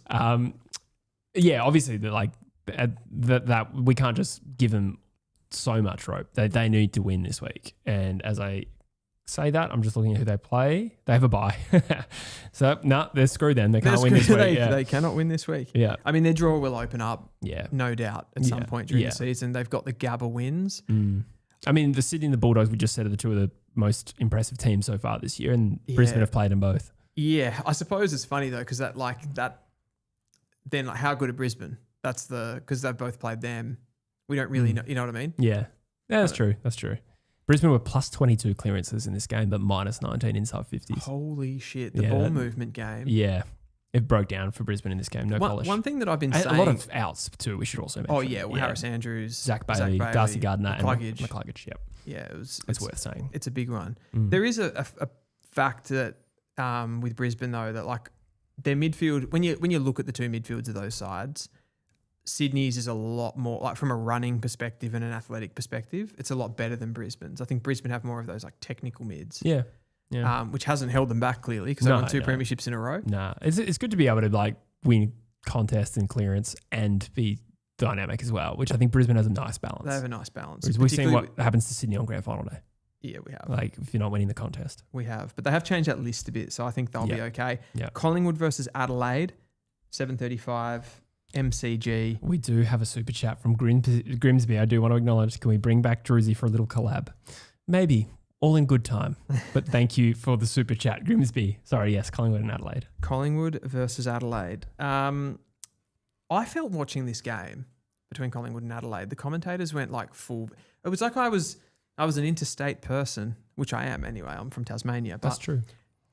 I pictured being a South Australian, and that like the commentators were like totally playing this game from the perspective from Collingwood's perspective. It was like they were, in like a book, they were kind of like the The narrator. Yeah, no, what's the not perpetrator? What's the word for it? Protagonist. Protagonist. Yeah. That's what I'm looking for. Yeah. They like Collingwood were the protagonist. Yeah. And they were either coming back to try to win the game or they were amazing and in front in the game and playing super well. And I don't know, it pissed me off. As a fellow non-Victorian, I'm telling you that's a thing all the time. Is it? Yes, it is.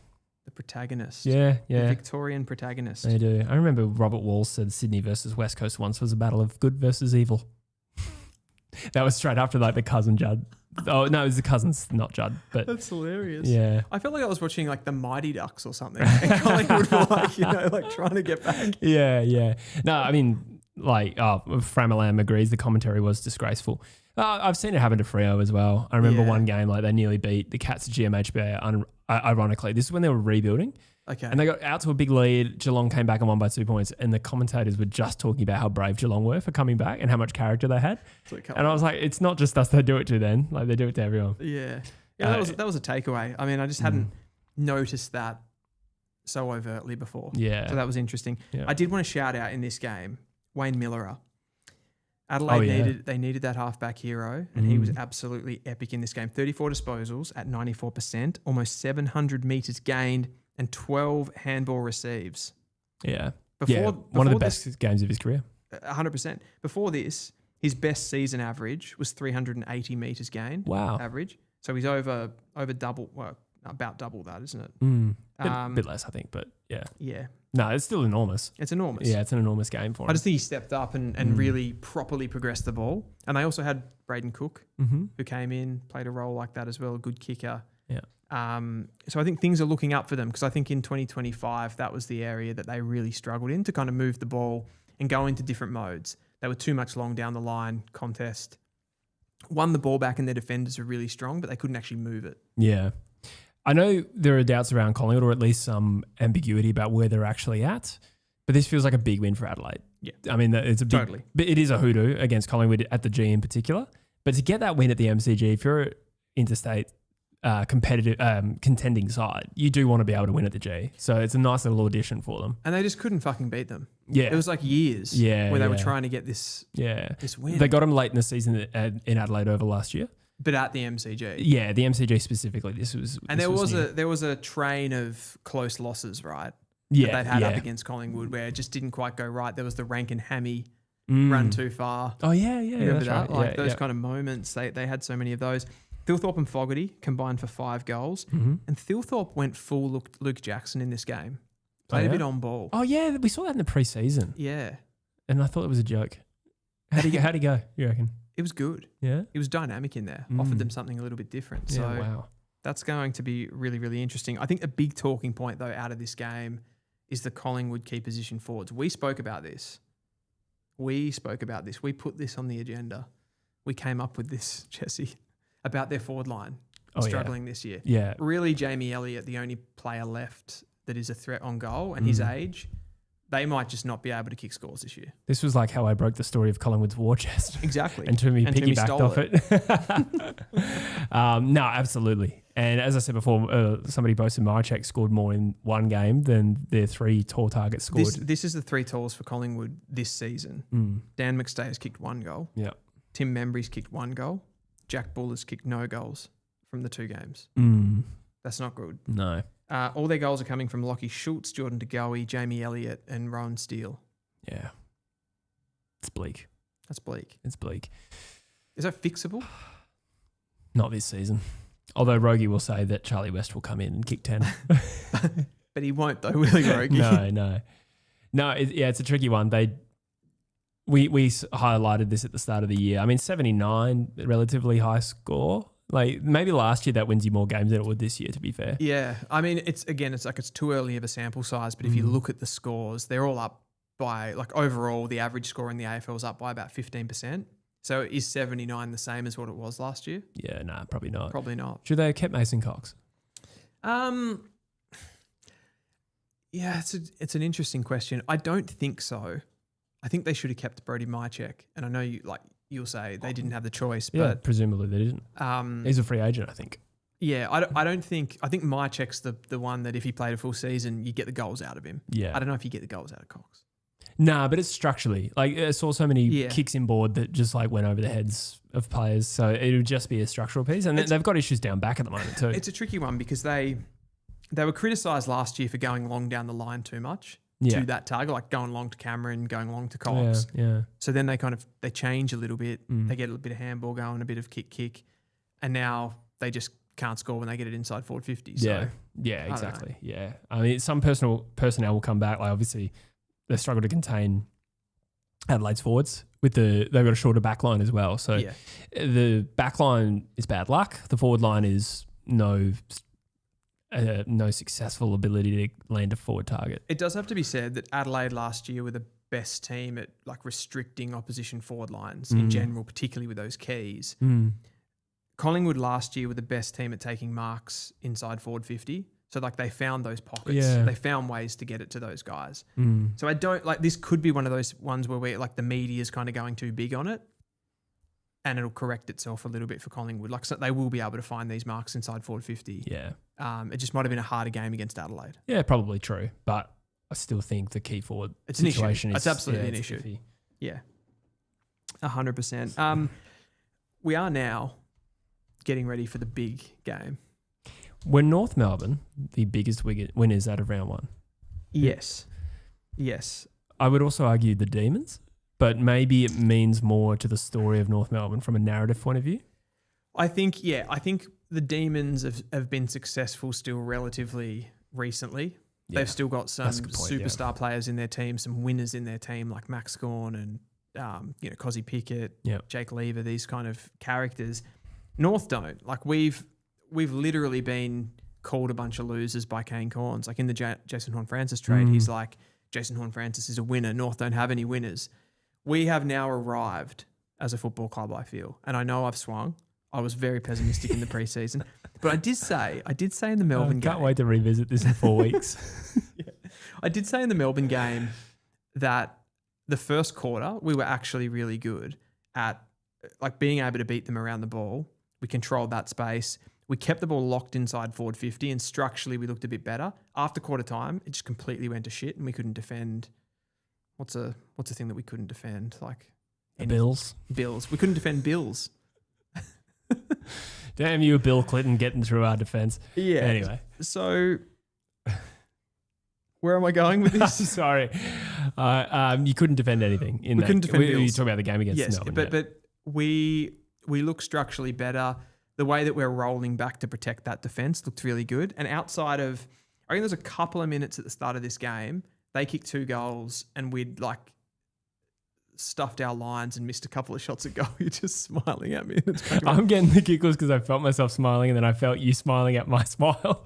So we kicked a couple of points and had some opportunities. And I was like, gee, we're playing so well, but we're not getting it on the scoreboard. And I'm like, this could just turn. But then by quarter time, I'm like, we're controlling this game. We are so much better than they are right now. And I could actually feel it.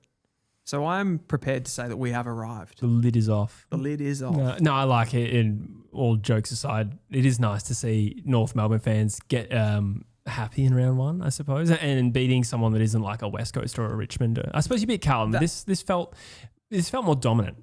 It did, and like the Carlton victory, for example, like it was very topsy-turvy. Yeah, like they even came back at the end and almost pinched that game. I think it was like 9 points or 10 points in the end. It was ridiculous. Yeah. And like the Melbourne win that we had earlier in that season, it was a real light fire from stoppage type performance. This was like a complete performance. That's true. And as you said, it was against a team that still has really good players. Yeah. Port Adelaide.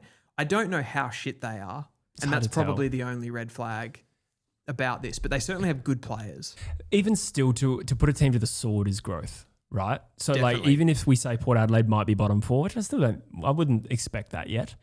Not there yet. Could be, but I'm not there yet. Like not enough to discredit North, but regardless, let's say they're the 4th worst side in the comp. To win by 8 goals, that's probably something you didn't do last year. I guess there was the Melbourne game. The Melbourne game was a bigger win by margin, but that's what I'm saying. This game was perfect because we took the lead early and we had to protect that lead, something that we haven't been able to do. The Melbourne game was too much like flat track bully. We just smashed them at the end. Sure. And it was too late for them to even get back in the game. So it was just over. Gotcha. This was like, that's what I'm saying. It was complete. Yeah, right. Because we had to we had to think about the fact that we were winning as well and then hold on to that lead and play, and we were just calm. Absolutely calm. LDU, man. Such a performance from him. He was absolutely awesome in this game. The challenge will be for him to be more consistent because we know he's capable of that. Yeah. I think it was against Fremantle last year, had a great performance, but little maybe not picky and choosy, that's a bit harsh, but inconsistent. Inconsistencies for sure. Obviously, he's a big variable. Like if he finally delivers on that promise, then that takes North. And he's in his prime. Yeah. Like he is absolutely ready to go. Absolutely. I did have it just crossed my mind. Obviously, like I'm not too big into the Jason Horne-Francis thing. He wanted to go back to South Australia, whatever. But when he left North Melbourne, we were in utter shit, and he was going to a team that was pushing for finals. They made, a prelim in his second season or maybe even his first season at Port Adelaide. Yeah. Who's in a better situation now? You've gone early. Really? I mean, look, sorry, to be fair, we have spoken at length about Port Adelaide's list position. It doesn't look great. That is true. But I couldn't help say that without like a bit of like antagonism. I'm like, who's in the situation now? Yeah. Oh, look, fair enough. Like he's got to cop his whack for that. Like goes to Port Adelaide chasing a flag, achieves nothing. I'm sure there were many reasons why he left, but fair enough to have the jab at him for that, I reckon. Do you see Clarko had tears in his eyes at halftime? Was that real?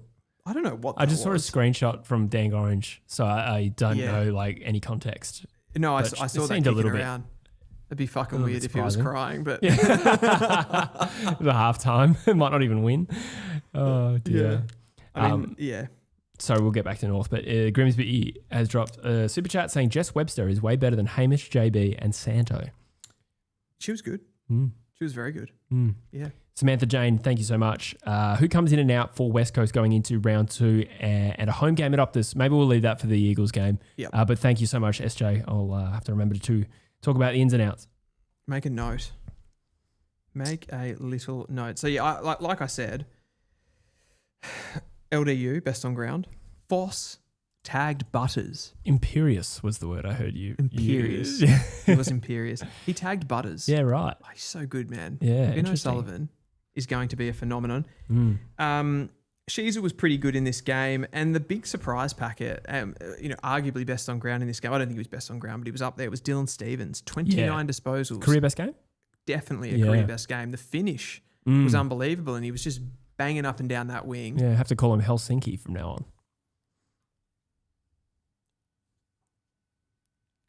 No. Finish. No. Continue. Oh, yeah, gotcha. Thanks, yeah, man. Good one. Yeah. That More really of a- landed. more of a tumper That went man exactly the way I myself. wanted it to. Okay, so Tristan Sherry. Mm-hmm. Lost hit outs, lost centre clearances, but we scored 52-22 from stoppage. Stoppage, wow. Yep. How did Cherry play overall? Yeah, it was great. Who beat him in the taps? Was it Sweet? Actually, no, Vizentini. Oh, Vizentini, of course. Yeah, Vizentini was the man. 8 tackles though. Like this guy would be just a nightmare to play on. The way that he goes after you at ground level. The tackling pressure from North Melbourne was the thing that really stood out. We were up for this game from start to finish. I'm getting excited talking about it. You should feel these nipples. Again. Yeah, no, that's great. I'm happy for you. It's been a while since I've got felt more. that feeling. I've got more good. notes. Continue. Luke Parker, half back. This is a masterstroke by Alistair Clarkson. He was incredible too. I even posted about him on my Instagram at the time. So yeah, that was really good. Yeah, nice. And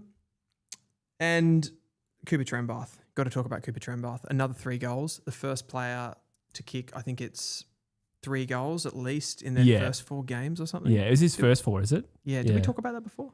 We said it in a video that might have been before the stream, I reckon. Yeah. Okay. So what are you saying? Do you think I'm going? No, I'm overreacting to this. Not really. Like I didn't expect that performance from North Melbourne. It absolutely could be the sign of something new and more extended. I do expect, being a young side there, mind you, they're not that young. I suppose if you take Darling and Parker out, they come right down. But I'm still going to expect some inconsistency. But they got a huge opportunity to go 2-0 now. They travel to Perth to play West Coast, and naturally I'll go into that game hoping my team can win. But obviously North Melbourne start that game favourites, and if they start the season 2-0, the lid is off forever. Our first month is very favourable. Who do you got after us? We went D's. Nuts. You've got Carlton on Friday, Good Friday. Yeah, we'll be there. Yeah, there we go. I love how I've never seen a fan swing as wildly as you, but if I so much as offer any optimism for West Coast, you're like, oh, hang on. To be fair, you guys have actually won a game, so I don't know what that feels like. This was good. This was good. It is awesome. I'm happy for you. Birdman says the absolute glaze the commentators gave the Roos was insufferable. And here I am. You may never lose again. Yeah. It's actually so true though. Like when North Melbourne, I don't know, because like we're not a threat to anyone, so nobody feels any animosity towards us because we've been so bad for so long. So everyone's just like, oh, this is such a good performance. It's like we've had so many draft picks that we should be good by now. That's true. But it was great. What's Butters thinking right now? North Melbourne's looking pretty good next year. That's not what I meant. I think he's gone. He's gone. Surely. Max gone. Yeah, I think it's incumbent on Port Adelaide to sell a future. And while I'm like, you don't want to throw the baby out with the bathwater. There's plenty of good teams that have had shockers in round one, and we still finding our feet where we're North Melbourne at, and of course where Port Adelaide at. But I would have said even before this game, they're behind the eight ball trying to get him to stay versus what he could get offered. And it sounds like he's out the door. Yeah, it's not good, is it? No. The problem for them is with like this, I don't know, they haven't really been to the draft properly. This is their opportunity to do that. Is there a world where they get Dougie Cochran and get a huge trade bounty for Zak Butters and get 2 picks? It's a bit harder now though because they don't get Cochran at such a favourable value as they would have in the past. Exactly. I mean, they can't do anything about that. That is bad timing. Yes, but I saw Power fans on X already trying to get Hinkley back, which is hilarious. That's a bit early. I've just been asking for him to get sacked for like 5 years. I know. And then the new coach comes in, they're like, fuck this. What? This isn't nice. Yeah. Todd Marshall did an ankle injury. That was a shame as well. Playing back. I didn't even see that. Hasn't had a lot of luck. Yeah, like someone rolled over. I was too busy winning. Yeah. So that is an unfortunate blow for him. Yes. Melbourne and St Kilda. Melbourne and St Kilda. Is this game of the round? Aside North Melbourne, Port Adelaide, It was, I think it was probably one of the most watchable games. Yeah, and who would have thought that going into it? No, a lot of exciting players. Like we've talked about it a bit with the drafting of these two teams in recent times, but you've got the, Philippus, the Tyroos, Wilson for St Kilda. You've got, even Max Hall, what a game he played in this one. You've got Cozzy Pickett, Lindsay, Langford, Latrell, who was unreal, that goal. And one big one that we're forgetting about here, I said North Melbourne have arrived. Jacob Van Rooyen has properly arrived as a key position forward. 6 goals in this game. It's his 5th season. He's 23 years old. 5.5 too, I think. 5.5, not 5.5. Yeah. Yeah, he won the game for it. He was, in a way, the difference. Yeah, true, yeah. Mind you, when a game's that close, so many players are the difference. Max Gawn was arguably the difference. Yeah. Yeah, no, it's true. It was a really strong team effort. And as we said, I think at the start of this stream, Melbourne definitely making me feel a little bit nervous about my bottom 3 prediction. I do think even going into it, I would have said, there's probably games they look good, but it's about how many games they win over the course of the season. Still a 4 points I wouldn't have anticipated. And from the St Kilda side, diabolical loss. Now, bearing in mind that the caveat to that is Melbourne looked good. So it wasn't necessarily that they lost to a shit team. And whatever happens for Melbourne for the rest of the year, it was an entertaining game and Melbourne played well. But Saints fans would be filthy to have started the year against Collingwood and Melbourne and come up with 0 premiership points. Yeah, they've sort of played okay. Yeah. In both of their opening games. So I don't think they've been a disgrace or anything like that. But you would a pretty favourable start to the season. They got to these new players. There's a lot of optimism. The crowd's they up want to and play about. finals. Want to play finals. And that's 8 premiership points going begging. Probably not happening now, is it? Yeah, it's early, but top doesn't 10, feel like top it. 10 kind of gives them a sniff, doesn't it? Yeah. The one, in this game, one of the big talking points out of it is this Nasiah Wanganeen Miller bench situation. So essentially he was given, and I'm picking a bit of this up from SEN today, but he was kind of given license to kind of bring himself on and off the ground, take himself to different parts of the ground. I saw a Ross Lyon interview about it. He's like, yeah, and he said nothing. It was the biggest waffle answer to it. Such a Ross But Lyon. I did think he was like, yeah, we said, well, do you want to go on ball? Do you want to go forward? Do you want to go back? And I was like, what? Aren't you the coach? Yeah, exactly. Who's making these decisions? Do you want to go for a break? I love Ross Lyon at the moment. Like anytime any journalist asks him a question, he's got this look on his face while they're asking it. Yeah. Like he's just so pissed off. He's insufferable. Oh, Yeah. Again, though, similar to Justin Longmuir in a different way, like sort of can't take my eyes off him. The Amsterdam sex show. It's that is what they call him. It is car crash TV. Watching Ross Lyon answer questions, I find it genuinely hard as an empath to watch that and not feel the tension in the room. Yes. It's just so awkward, right? Yeah, 100%, 100%. Painful. But I guess the criticism was that he spent a long time in the goal square where he took Colton Thorstrup, who was tagging him, then kicked a goal, then went off again, and it was deemed as unnecessary. Yeah, true. Yeah. So I guess the conversation is there, if Ross Lyon did purely give Nasiah Wangadeen Miller a license to make all those decisions, should he? I would have thought not. My immediate reaction is you've still got to coach. You got to coach him. Right. You got to tell him what to do. Yeah, I would love to know the reason you'd go off from the goal square after sitting in the goal square. Not exactly a stint in the guts. I suppose like to stay fresh. I think I saw him off at around the 11-minute remaining mark. So I don't know exactly how long he spent off, but either He's way, just on the questionable. phone all the time. Yeah. Like I just kept seeing them flash to him and he's on the telephone getting a message. Like, just leave him alone. Probably calling the Crows. It's funny. Yeah. It's funny because he had, I feel like everyone's talking about him like he's had 2 really shit games. Oh, and yeah. He's had like 20 and kicked 3 Yeah. in this game. Yeah. But yeah, obviously you'd want to have him on to be as dangerous as he possibly can. He's their best player by far. Who has of these 2 teams coming up against each other, it crossed my mind watching it, who's got better talent? St Kilda. I don't think they do. Well, talent is such a broad thing. Young talent. Young. Well, what are we considering that from? Because if you do the 2021 draft cutoff, then St Kilda come out on top. Yeah. Okay, Nasiah versus Cozzy. Nasiah. Philippou versus Langford. Philippou. Really? I'm Langford. Yeah, I was going to say there's a caveat to Philippou. Seems an interesting character. Not a bad character. I just mean like not a conventional personality. Yeah. No, I don't know what to make of him.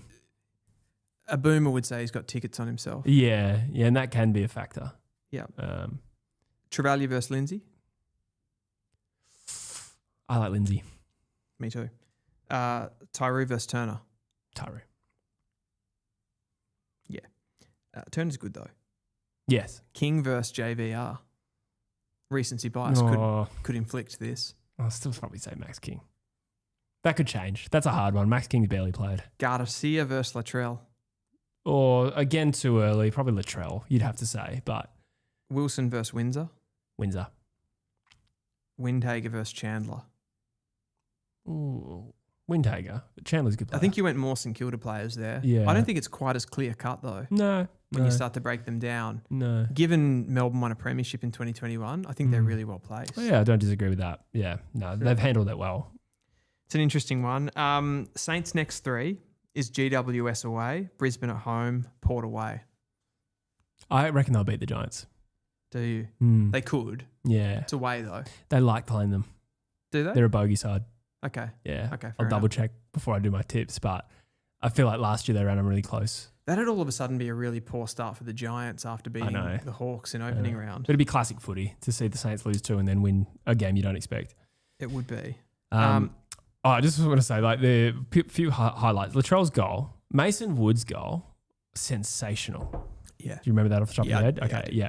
Liam Ryan's mark, incredible. Oh. Totally dropped it, but incredible mark. You pay that. You pay I'm it. not against that, but it wasn't a mark. I reckon we give to, like, we don't pay enough marks that, like, the ball drop, like, spills out on impact. I can't remember this one. I feel like he might have fumbled it before. Maybe. Yeah. You pay that, though. I also hate it was an incredible effort. I hate when a ball hits a pack and someone comes up with it and they say it's touched. Yeah. Like, you had no fucking idea whether that was touched. True. That's true. Yeah. Just a bunch of hands. we've got to talk about Max Hall here. Yeah, arguably career best game.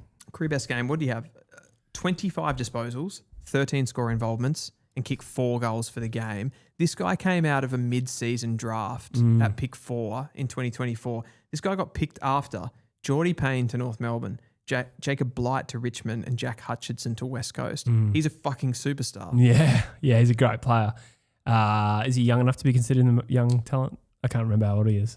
Oh, that's a good question. Yeah. He might be 20. He might have been 24 when he got... No, was he 21? Don't know off the top of my head. I'll look into that. The chat can probably let us know. Yep. What was the question? I was going to say the mid-season draft is proving very fruitful, considering the lack of players drafted in it. Like, it's small sample size, but it's produced some really good players. Yeah. John Newcomb's probably the poster boy of the mid-season draft at the moment. But and it's funny because they're both out of Box Hill. Yeah, okay. Interesting. As is Ryan Marrick. I think he played for them. Not same caliber. Was Marrick? It's because John Newcomb wasn't from Box Hill area. He was from Gippsland. They brought him in. I think Marrick might have been similar. Yeah. He played for Box Hill, but he's from Dowran. Yeah, because a lot of these guys, they're playing country footy and they're just out of sight, out of mind. And then someone brings them into the VFL and then recruiters have a look at them and go, yeah, I'll take him. Yeah. I got a piece of that. We got a super chat, org enthusiast slamming me. Love your work, guys. Thank you. But poo over Langford. That was me. Yeah, I'd be Langford there. Yeah, Philippu's starting to worry me a bit. Yeah, I think there's enough doubt there to go Langford, but upside, I think Pooh's got it. He's got some traits. Geez, he's awfully fumbly with the ball. Looks like a cake of soap every time he touches it. Yeah. Which is when he gets out into space and he's got the ball, I like him. Yeah. But I don't know if I like what happens before that. Hawthorn West says he's from Poo Wong. That sounds like a made-up place. Is that real? No, it's real. Sounds like it could be in South Korea. It's definitely a place. It's in Gippsland. Or North Korea. I suppose the names sound the same. That's where Newcomb's from. Gotcha. Poo Wong. Gotcha. Oh, Druin. Did I say Dowran? I think Dowran's in WA. Oh, Druin. I think I've made that up maybe. Yeah. Well, see, Druin. I meant Druin. A lot of those guys are from Gippy. Yeah. Hall is 23. So I reckon he got drafted at 21. Still quite young. So yeah, gotcha. I don't know if he'll make our list though. That'd be interesting. We'll just think of Jai Cully's performance. I thought he was great in this game. He's got some great AFL traits. Somebody just asked me, would West Coast Kilda have him? I suppose, yeah. Like, he would get a game. Where does he sit next to someone like a Dev Robertson is probably what I'd ask. I mean, very different type of player. Yeah. Jai's ability to... I think he'd be a defensive liability as a midfielder. Okay. But he's a very talented, undersized, like, third tall. So it's just such a niche position. Like, he's genuinely got great AFL traits, but when he takes someone to into the forward line, he's so dangerous. Oh, absolutely. No doubt about that. I get it. Absolutely can see West Coast shouldn't have listed him. If he can get a game right now, which he would, then it's probably a mistake. Does he fit with West Coast style? Maybe not, but you'd probably still take him. Am I concerned that he's going to be a star? Not really. Okay. Personally. But a good player. Good player. I'm happy for him. Like, he didn't walk out on us. We didn't give him that contract, so we'll see in time. Sam Flanders, 28 disposals. Haven't really liked what I've seen from him so far. Butchering it? Butchering it a little bit, but yeah, he just runs around, gets tons of the footy and doesn't do a lot with it, I feel. Yeah. Which has been a bit of a, I don't know. I mean, I suppose he is sort of that type of player. I'm just not sure how much he's bringing to elevate this side. Early days, though. Yeah, fair enough. That was probably... One of the knocks on him was bite per possession. Yeah. The BPP, as I've called it.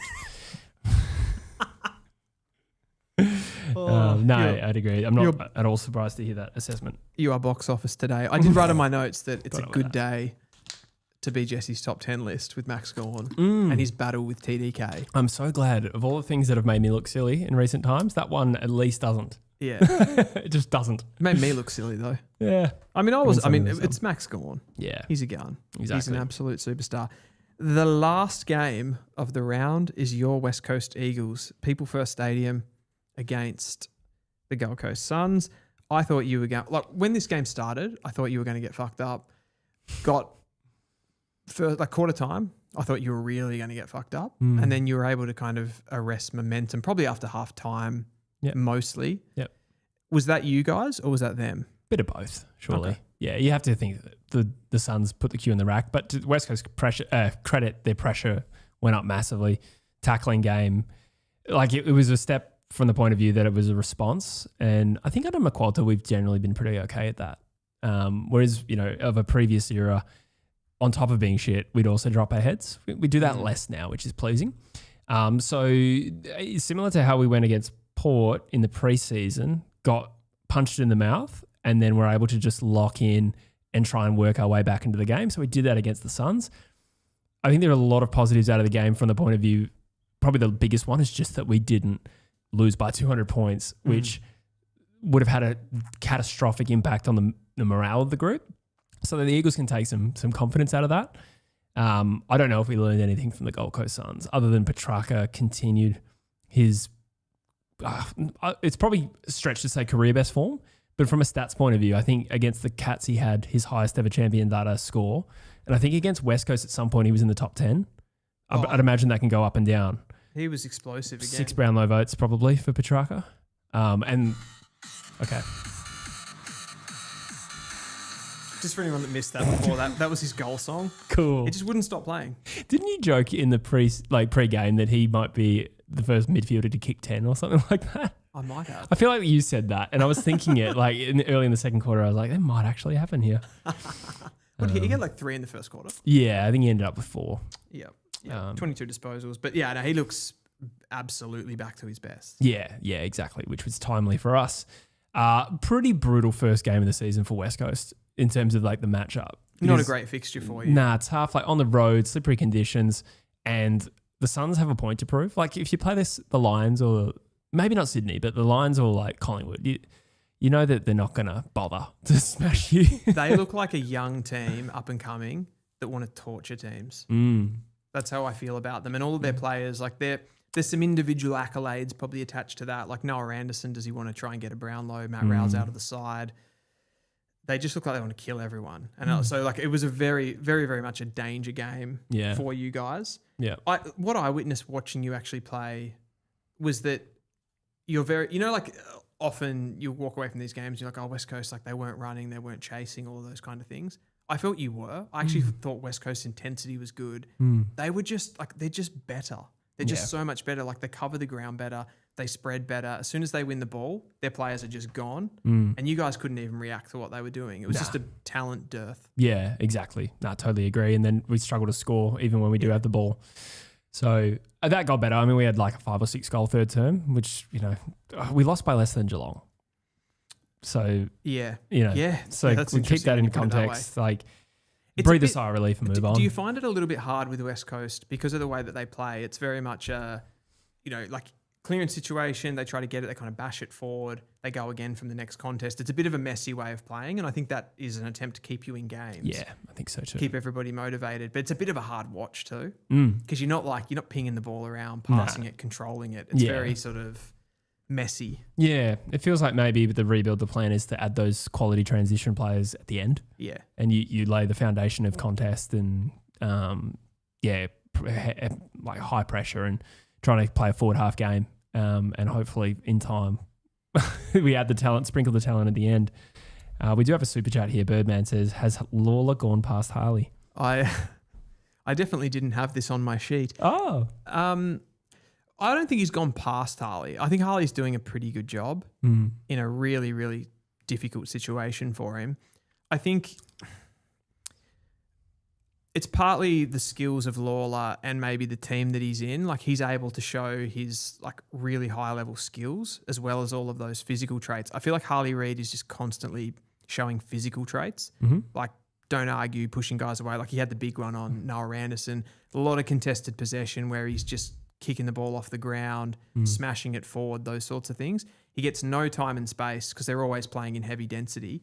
Whereas Lawler gets the ball in different situations. He gets to be one out in the goal square, gets decent delivery, kicks the ball so well, and can kind of link up with players to kind of get it out of dense situations. So I don't know, it's different, but you'd have to say Lawler's playing better football.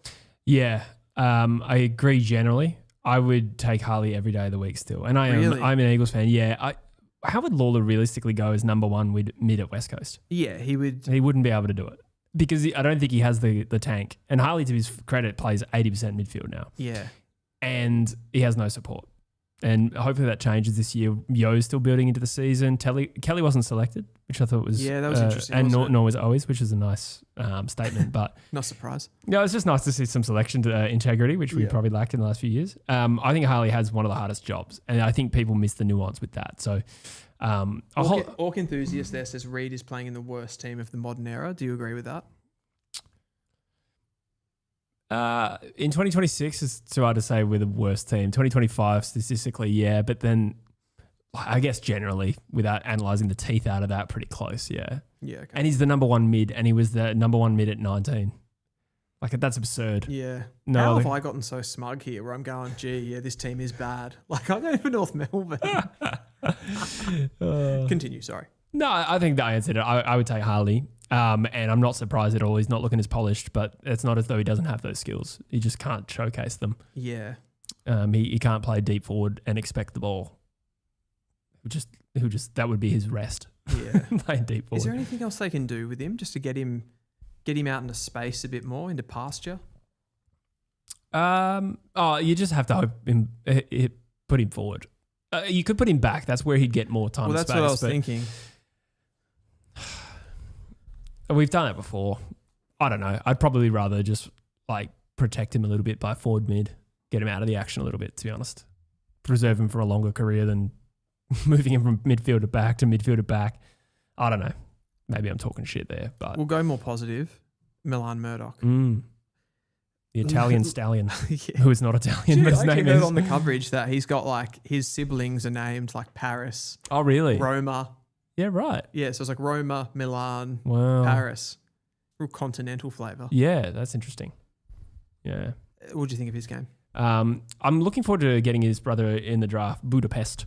What I thought it was an outstanding debut, just in terms of work rate and his ability to pressure and set a standard already for a guy who was playing waffle 2 weeks ago, would have had a waffle preseason. He seems like an incredibly driven young man, and he's really worked hard for this opportunity, and that really showed. And I think it's sort of credit to West Coast recruiters a little bit. I think in a dire period for the club, I've done a pretty decent job of picking out some mature ages here and there.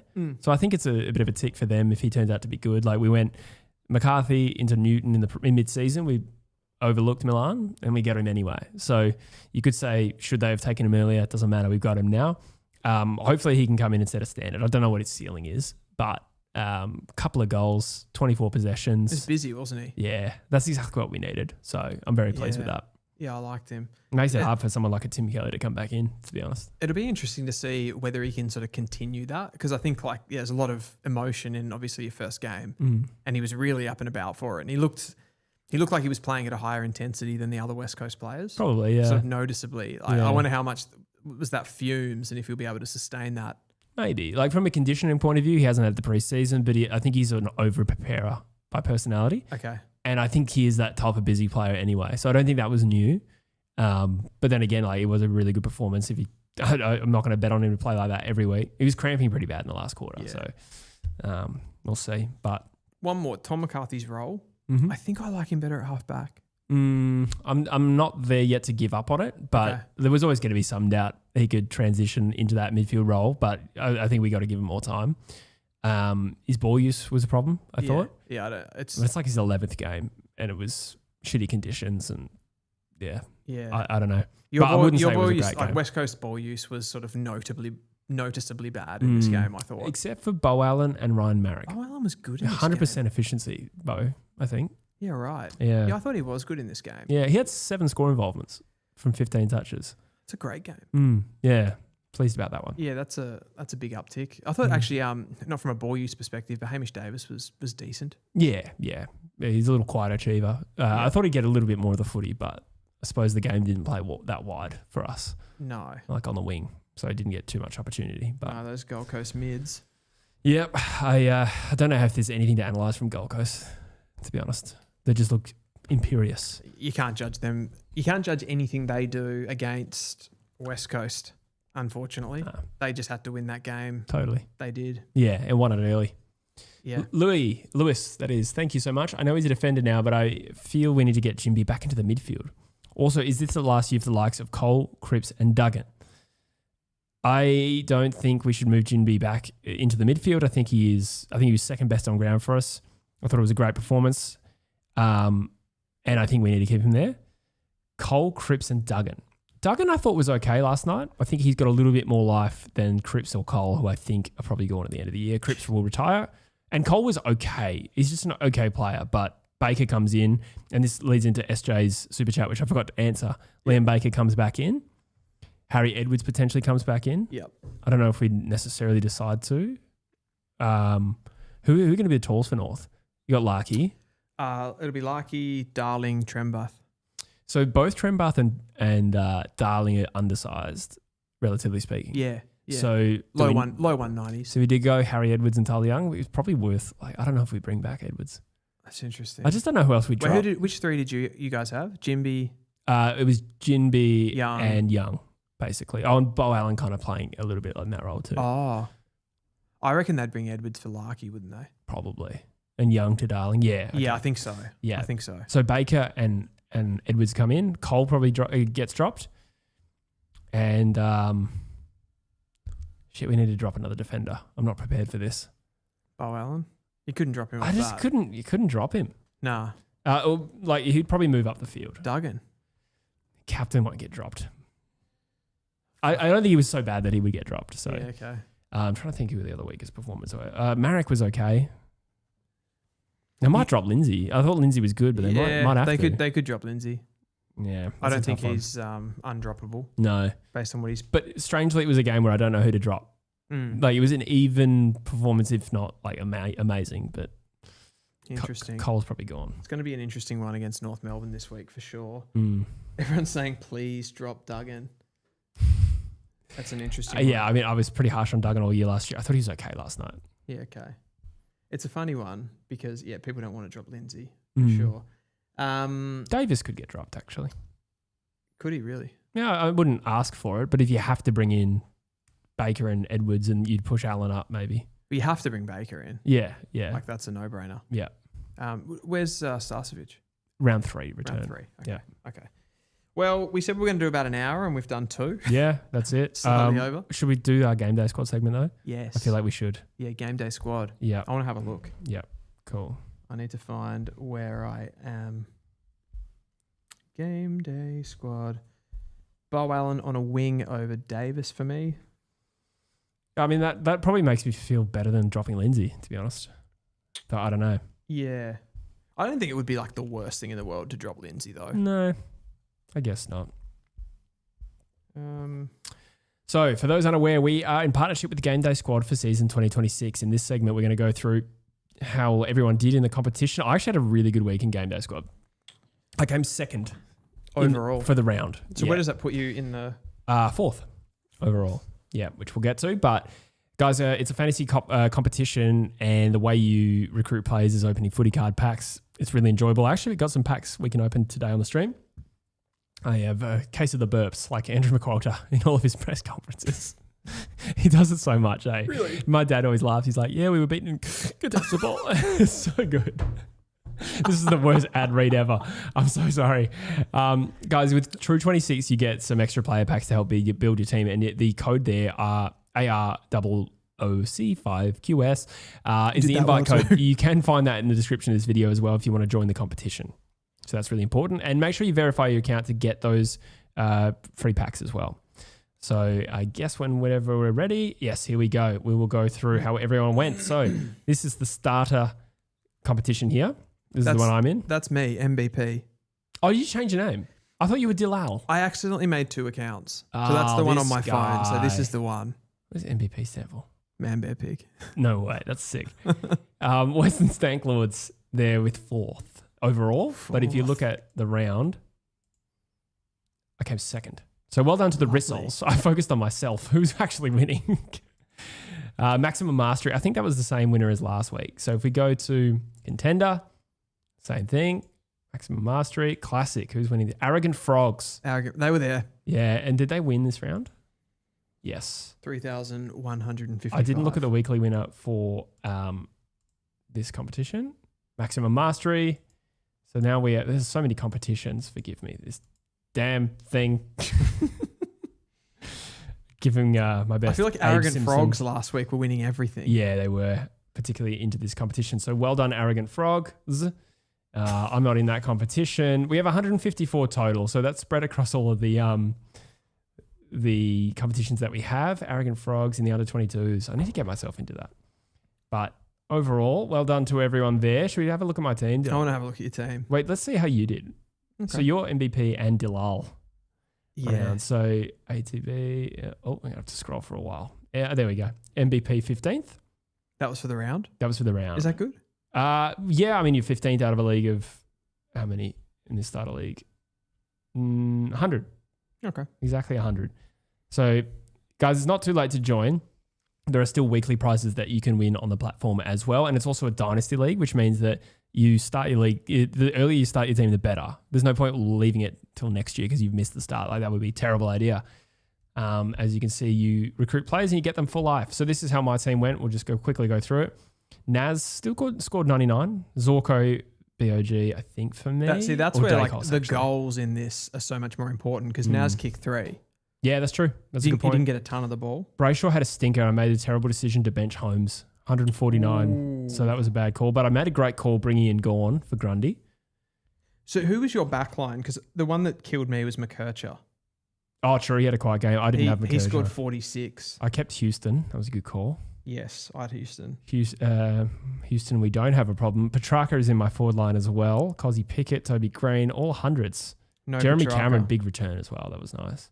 My forward line, I had Jesse Hogan, who scored a 51, Mm-hmm. and Georgiades only scored a 63.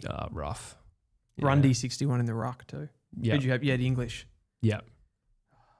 Cool. So make sure you join the fun, guys. And everything you need is in the description of this video. True 26 gets you free player packs, extra player packs to round out your team. And it's a dynasty league, so whoever you recruit. Oh, I had Sam Grill. Actually, now I think about it, I just want to see exactly what he scored. We were talking about this earlier. Yes. Sammy G. There you go, 105. 105 So on he's debut. worth putting in your team. I should have picked him over Brayshaw. Yeah. So there you have it. This team came second in the league. Flex. Yeah. I don't have West Coast anymore, so this I'm is not my flex. surprised with the English ruck. Your forward line too. Yeah, really happy. I think I went a little bit too key 40 Mm-hmm. with my guys. Like Georgiades and Kerno Okay. let me down Yeah. versus I had Humphrey in there and I had to swap him. Oh, I yeah. swapped- Because he was out. He was right? out, yeah. So Georgiades came in, Yeah. killed me. You've got Kerno there on the bench. Yeah, 70. Pretty solid. Yeah. I Yeah. thought he might have killed Brisbane without Harris Andrews, but Yeah. evidently yeah. not. Just He didn't still kick a goal. Kerno? Yeah. I thought he kicked a few. Maybe I'm thinking of opening round. He kicked 3. Kicked 3 in that one. Yeah, I think right. he kicked none. Yeah, wow. Yeah. Don't quote me on that, but I won't. Lucky nobody's listening. that is a wrap. All right, guys. Is it? I think we will flick over. There's Mhm. Jesse. I'm speaking. Yep. We'll wrap this up. We kind of planned to go a lot shorter than that. We thought that'd be like an hour to an hour and a half. We've gone 2 hours. We just had so much fun and there were so many people in the chat. Exactly. Too good of a time. Round 1 is over. Jesse's just grabbed my hand over here, which feels... You laid your hand out on the palm up on the table. I thought you wanted me to hold your hand. That felt really great. Yeah, there we go. I've got short shorts on too. That wasn't necessary to add. All right. We will see you in the next one. We've got videos coming out all week, guys. One of our worst finishes. One of our worst finishes. And we'll see you next Monday. See you guys. I didn't mention I won't be here.